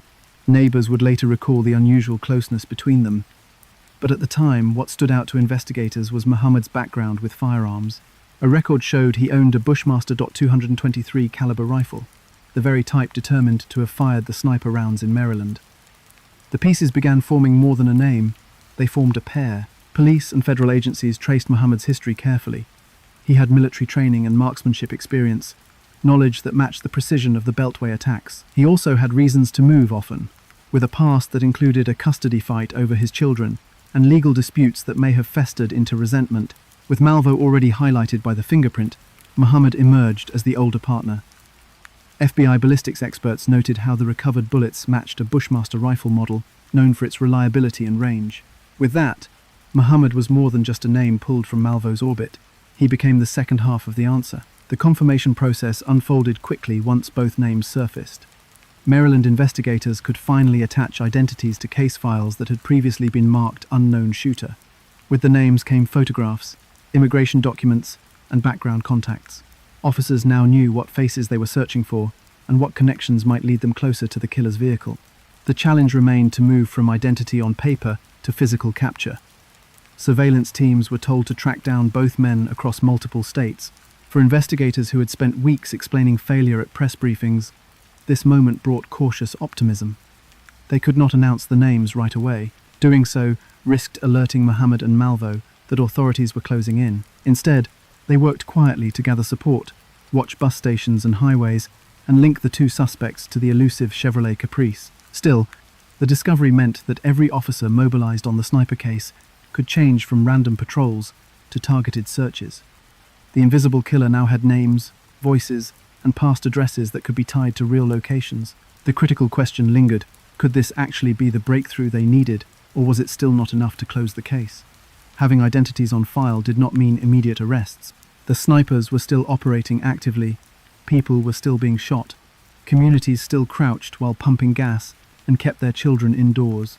But the fingerprint made it possible to believe the case would not end in unsolved terror. It was the first hard, indisputable link between the pattern of attacks and living suspects. The mistake that gave them away was small but decisive.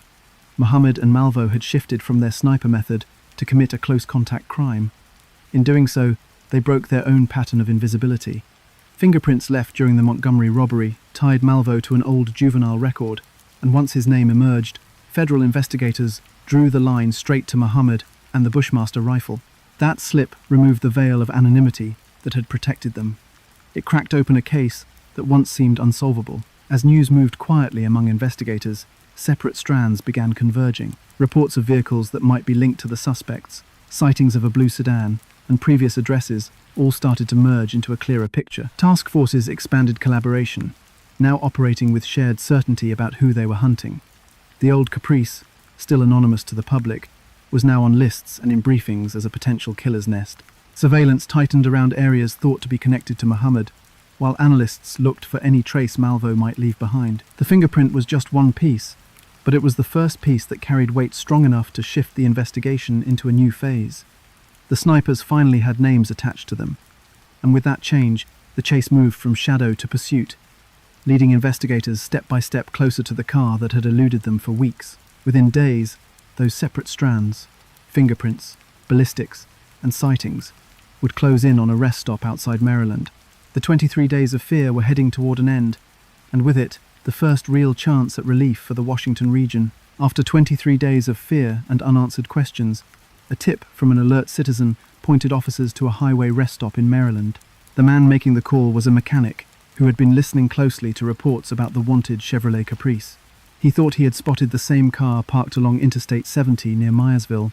The vehicle matched the description. Investigators had begun sharing more quietly among law enforcement, blue in color, an older model, and tied back to John Muhammad and Lee Boyd Malvo. The caller dialed 911 and reported what he had seen. His report moved quickly through channels until the decision was made to surround the rest area. By that night, police from multiple agencies had converged on the scene. The rest stop was cleared and quietly locked down by tactical teams. They sealed off exits and moved patrol units into place to block routes leading to and from the compound. Officers prepared as if approaching armed men who could open fire at any moment. Nobody knew exactly how the two suspects would react once they realized the police were closing in. With over a dozen attacks attributed to the pair, caution was at its highest level. What the officers found surprised them. Inside the Chevrolet Caprice, John Muhammad and Lee Malvo were asleep. They had parked the sedan alongside other vehicles in the lot and laid down for the night. Instead of witnessing chaos, officers were met with near silence. Tactical units moved in, weapons ready, surrounding the car. Step by step, they approached, keeping lights low to avoid startling the suspects before positions were secure. The men were removed from the vehicle without resistance. After weeks of death and panic across the region, the arrests themselves took only minutes. The fact that the capture was calm felt almost unreal to many of the officers involved. For weeks, the public had pictured faceless killers capable of striking anywhere, unstoppable and invisible. In reality, the men were tired. unaware, and caught in their sleep. Yet inside that vehicle was the evidence investigators had been waiting to find. Once the men were in custody, a full search of the Chevrolet Caprice began. Officers knew this was the moment when speculation and theory had to become proof. Whatever was inside the car needed to tie the suspects, not just to one shooting, but to all of them. The search produced exactly that. Hidden in the trunk, officers lifted the weapon most feared throughout the Washington suburbs, the Bushmaster .223 caliber rifle. It was there, positioned and ready, just as investigators had suspected after analyzing ballistics. The hole cut near the license plate was visible from the inside. From that slim opening, the shooters had aimed and fired without ever getting out of the car. The interior of the trunk showed adjustments that allowed each man to slide into firing position and remain invisible outside. This was the rolling sniper's nest that had baffled detectives for almost a month. Along with the rifle, officers discovered ammunition, maps marked with notes, walkie-talkies, and items linking the pair to previous shootings. Papers and equipment filled the trunk, leaving little doubt that the Caprice was not just transport, but headquarters for their attacks. The rifle itself was the most important item. Testing later confirmed it was the firearm that fired bullets recovered from victims in Maryland, Virginia, and the district. The long hunt for a face or a name had finally been resolved, with a weapon found in the suspect's possession. Investigators took time to document everything. They photographed the trunk, catalogued the ammunition, and secured the rifle. The visual evidence told the story clearly. The small cut hole in the car matched the theory long suspected, that the shooters had not been on rooftops or in wooded hills. They had been parked beside victims all along, blending into background traffic. The hidden nest explained why no one had seen a figure with a rifle. All witnesses ever saw were cars. Now, with the Caprice in custody, the mystery's machinery was revealed. News of the arrest spread quickly. Residents who had gone to sleep fearful woke to broadcasts reporting that 2 suspects had been captured alive. Relief settled over neighborhoods that had lived under both visible police presence and invisible threat. People filled gas stations again without crouching low beside their doors. Children returned to outdoor school activities gradually. The idea that routine acted as bait for murder began to drain away once people knew the men behind the attacks could no longer strike. For law enforcement, the mood also shifted. Weeks of frustration had ended with practical evidence. Every bullet recovered now had a weapon to attach to. Every map and note pulled from the trunk built a case for deliberate targeting and planning. The car told its own story. Investigators who had been dealing in maybes could now point to physical proof. They had not only suspects but connections that explained how they acted, what tools they used, and why they had succeeded in evading capture for so long. It is hard to understand just how large the relief was without remembering the scale of the fear. People had changed the way they fueled their cars, the way they walked outdoors, even the way schools managed playgrounds. That level of disruption to society had not come from natural disaster or accident. It had come from 2 men with a car and a rifle. When the car was finally opened and the Bushmaster removed, it was not just an item of evidence but a symbol that the reign of uncertainty was over. The critical discovery was that the Caprice contained everything the investigation needed. The Bushmaster rifle used in the shootings, the modified firing slot cut into the body of the car, and materials that tied John Muhammad and Lee Malvo directly to their weeks of violence. Those items closed the gap between suspicion and proof. In 23 days, suburban Washington had been transformed by fear. In one early morning arrest and a search of a single trunk, law enforcement had restored a measure of safety. The find tied every strand together. But it also raised new questions about how the crimes had unfolded, why they had been committed, and how justice would be pursued from state to state. The car and its contents marked the end of one stage, the hunt. What came next was the long process of trials, explanations, and reflection across communities, still asking themselves what it all meant. After the arrests, the central question shifted. Who were the men behind the shootings? And more importantly, why had they done it? For 3 weeks, the focus had been on survival and capture. With John Muhammad and Lee Boyd Malvo in custody, attention moved to the courtrooms. The public wanted justice, but officials also wanted answers. What drove a middle-aged military veteran and a teenager to turn a family sedan into a weapon against strangers across suburban Washington? The trials became not only a legal process, but a search for meaning in violence that had rattled millions and disrupted the rhythm of daily life. The legal journey began almost immediately after their capture. Both men faced capital charges in Virginia and Maryland, where most of the murders had occurred. Prosecutors focused on the strongest cases first, preparing for lengthy court proceedings that might take years. John Muhammad became the central defendant. At the time, he was 41, a former soldier trained in marksmanship, and described by prosecutors as the architect of the attacks. Jury selection alone took weeks, as potential jurors admitted their fear and memories from the fall of 2002. The evidence was laid out: the rifle, the blue Chevrolet Caprice, the ballistics results that matched bullets to the gun. In 2003, Muhammad was convicted of capital murder and sentenced to death. Lee Malvo, just 17 during the shootings, became a different legal story. His age presented questions about how to handle his cases. Initially, prosecutors also sought the death penalty against him, arguing that his role had been active. But Malvo's defense pointed to his youth, his dependence on Muhammad, and claims of manipulation by an older authority figure. In trial after trial, the verdict came back as guilty, but judges sentenced Malvo to life imprisonment without parole rather than death. Over time, changing attitudes toward juvenile punishment reinforced that outcome. Years later, court challenges revisited whether someone under 18 could be sentenced to life without parole, leaving lingering legal complications in Malvo's status. As courtroom work unfolded, the deeper and unsettled debate centered on motive. Prosecutors discussed two interconnected stories. The first involved personal revenge. Muhammad was embroiled in a custody dispute with his ex-wife over their children. Some investigators believed he intended to use the chaos of sniper shootings to set the stage for killing her and regaining control of his family. Killing random strangers, they argued, would distract authorities and heighten fear, allowing him to mask his true objective. The second theory came directly from Malvo's testimony and later interviews. According to him, Muhammad talked of a multi-phase plan that began with terror but aimed at something broader, possibly extorting money, setting up a criminal base, and expanding attacks into larger campaigns. Those competing explanations left questions that were never entirely settled. Was Muhammad primarily motivated by personal anger, or was he reaching toward a larger but half-formed vision of power through fear? Malvo's words years later suggested the second, but the custody conflict gave weight to the first.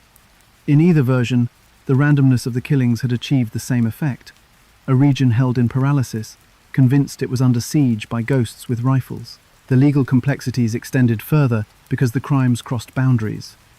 Shootings took place in Maryland, Virginia, and Washington, D.C., making jurisdiction a constant challenge. Prosecutors chose which murders to pursue first, balancing the likelihood of conviction, the harshest potential sentences, and the emotional needs of victims' families. Trials in Virginia proceeded faster, partly because the state was known for efficient capital sentencing. Later, Maryland and federal cases followed. Families of victims in different states sometimes waited years for their moments in court. Each new trial required revisiting painful details of sudden deaths, stretching their grief across a decade of legal process. While criminal trials addressed responsibility, another path emerged through civil court. Families of the dead and wounded filed lawsuits against Bushmaster, the manufacturer of the rifle, and Bullseye Shooter Supply, the gun dealer in Washington state, where the weapon had been obtained.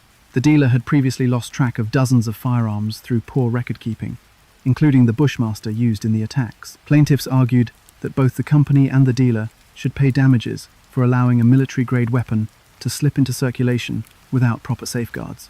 After years of legal proceedings, a settlement was reached where both the manufacturer and the store agreed to pay compensation to the families. It was rare at the time a gunmaker held partly responsible in a civil suit for the outcomes of a crime. For many, that case reflected broader questions of how weapons flowed so easily into the hands of those who used them for mass violence. Beyond lawsuits and verdicts, officials examined how the case had been handled across multiple agencies. The attacks had forced local police, state troopers, and federal agents to share information rapidly, something not always common before 2002.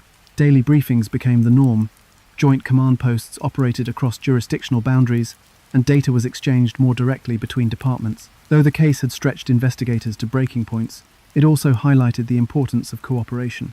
Lessons drawn from the sniper period informed later approaches to multi-jurisdictional crimes, especially incidents that might cross state lines within hours. Victims' families had their own version of aftermath, one filled with much slower resolutions. For some, courtrooms years after the shootings reopened trauma. For others, the guilty sentences brought at least a public acknowledgement, even if no punishment restored their loved ones. Memorial events and community gatherings helped provide space for shared memory. Yet many admitted that the randomness of the killings made closure harder to find. Losing someone while they pumped gas or walked across a lot felt too sudden to process even years later. For the broader public, the Beltway sniper trials became a marker of how quickly life could be destabilized by fear. The courtroom images of Muhammad and Malvo sitting beside defense lawyers contrasted with the terror they had stirred for 3 weeks. It became clear that casting fear across a region did not require armies or bombs. 2 people, a rifle, and a car had brought one of the most powerful cities in the world to a crawl. The lesson repeated by community leaders and news outlets was that terror can spread as fast as the bullets themselves, and that society's response must come from many directions: law enforcement, the courts, and even civil accountability when systems fail. That larger message endured beyond the verdicts.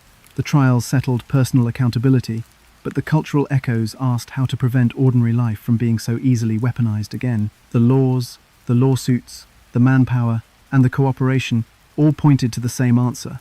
Resilience was possible, but only if every level of authority learned from the failures and the fear of 2002. From here, the story moves further away from the courtroom and into memory.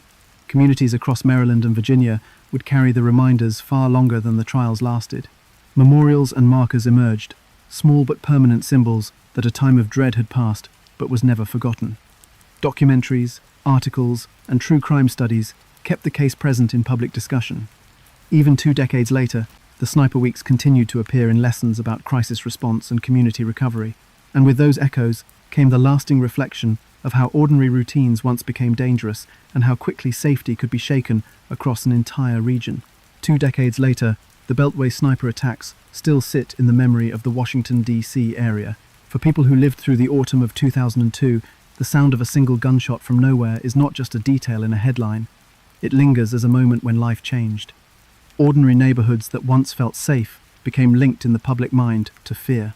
Even today, survivors, families, and communities point to those weeks as a period that reshaped how people thought about safety in their own backyards. One physical reminder stands in Wheaton, Maryland, where the first victim was killed. Reflection Terrace is a quiet spot, built as a place to remember those who died. The space was designed to provide somewhere for families and residents to visit, to put a marker on what had once been a random parking lot, transformed by violence. Simple but deliberate, the site acknowledges that the story of the sniper attacks can never be completely separated from the area's public spaces. The memorial is not simply about one man shot while leaving a store, but also about the way daily routines became bound up in fear. Another memorial stands in Rockville, honoring the victims across the region. Unlike Reflection Terrace, which sits directly where a killing occurred, the Rockville Memorial serves as a collective gathering site. Communities across Maryland and Virginia use it to come together and remember. People who were not even living in the area at the time visit, sometimes guided by documentaries or educational programs that re-examine the events with the benefit of hindsight. For families of victims, it is a place where names are not lost to statistics. Each one is recognized in stone and memory. These memorials are part of a larger effort to ensure that the attacks remain understood, not forgotten. Over the years, the story has been retold in films, podcasts, and news specials that revisit both the killings and the capture of John Muhammad and Lee Boyd Malvo. Each retelling serves a slightly different purpose. Some emphasize the human side, giving voice to survivors and loved ones. Others study the law enforcement challenges and the slow process of building an investigation across multiple states. Still others focus on how the pair's relationship unfolded, drawing attention to the dynamic between a middle-aged man and a teenage boy. The case found its way into documentaries on major networks, placing the sniper period alongside other notorious crimes in American history. Podcasts often use the story to examine how communities react when normal life itself becomes risky. Films dramatize it, telling the story cinematically for audiences who may not have lived through those days. Collectively, this body of work ensures that while memories may fade in daily conversation, the sniper period remains active in cultural record. People who were not yet born in 2002 can still learn what DC residents experienced through those media. Beyond the memorials and broadcasts, the sniper attacks also shaped how officials planned for crises. One of the lessons learned was how random violence, when stretched over weeks, can change the behavior of an entire city. Law enforcement agencies used the case as an example of where coordination worked and where it faltered. Afterward, regional task forces for crimes that might span cities or counties became more common. Training on how to share intelligence quickly across state lines picked up momentum. In that way, the killings indirectly altered protocols far beyond DC, influencing how police around the nation prepared for mobile or hidden threats. There was also a recognition of how fear itself could act like a weapon. Students kept indoors, drivers crouched at gas stations, and businesses struggled as people avoided public spaces. Safety was not only about stopping bullets, but about maintaining social stability. Policymakers took note of how officials spoke to the public during the attacks, how press briefings soothed or inflamed anxiety, and how information sometimes spread confusion rather than guidance. These crisis communication lessons became part of the planning for later emergencies, teaching leaders about the power of clear messaging. Looking back, people often ask whether such a case could unfold again today. With modern surveillance cameras on streets and in parking lots, would a car like the blue Chevrolet Caprice be able to operate unnoticed for weeks? With digital trails, license plate readers, and faster information sharing, many argue that the shooters might be identified more quickly. But the underlying question remains troubling. Could ordinary routines still be weaponized by someone using distance, patience, and anonymity?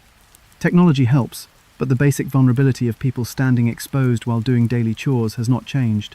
That question keeps the sniper story relevant. It serves as a warning about complacency. The attacks showed how quickly normal space can turn threatening, under the hand of a determined couple of individuals with limited resources but high levels of planning. They did not need an elaborate network or sophisticated tools beyond a rifle, a car, and time. This realization continues to push discussions about community security, gun laws, and what it takes to keep people safe, when danger might come not from organized terror groups, but from individuals working quietly. Yet the memory is not only about fear. Reflection Terrace and the Rockville Memorial embody resilience. Communities came together after the shootings to honor the dead and support each other. Residents who once crouched at gas stations eventually returned to ordinary routines, proof that fear, however intense, could not last forever. Families of victims have spoken of carrying grief, but also of seeing their neighborhoods take steps to remember their loved ones. Students who missed recess for weeks in 2002 grew into adults who now share their stories so those younger today understand what it felt like. Through documentaries, commemorative sites, and personal testimonies, the DC area continues to weave the sniper period into its collective identity. It is not remembered only as a time of violence, but as a test of endurance. Communities faced days where nothing felt predictable, yet still managed to return to normalcy once the danger ended. That shift from paralyzing fear back to daily function is itself a story of resilience. The Beltway sniper attacks remain a reminder that safety, so often taken for granted, can be shattered in a single moment. The memory shows both what can be lost in an instant and what can be rebuilt afterward. From names carved into stone to protocols written into training manuals, the impact lingers. And as long as that memory remains, it carries lessons about both vulnerability and strength. The reflection that lasts is simple. What happened in October of 2002 proved how quickly the ordinary could become lethal.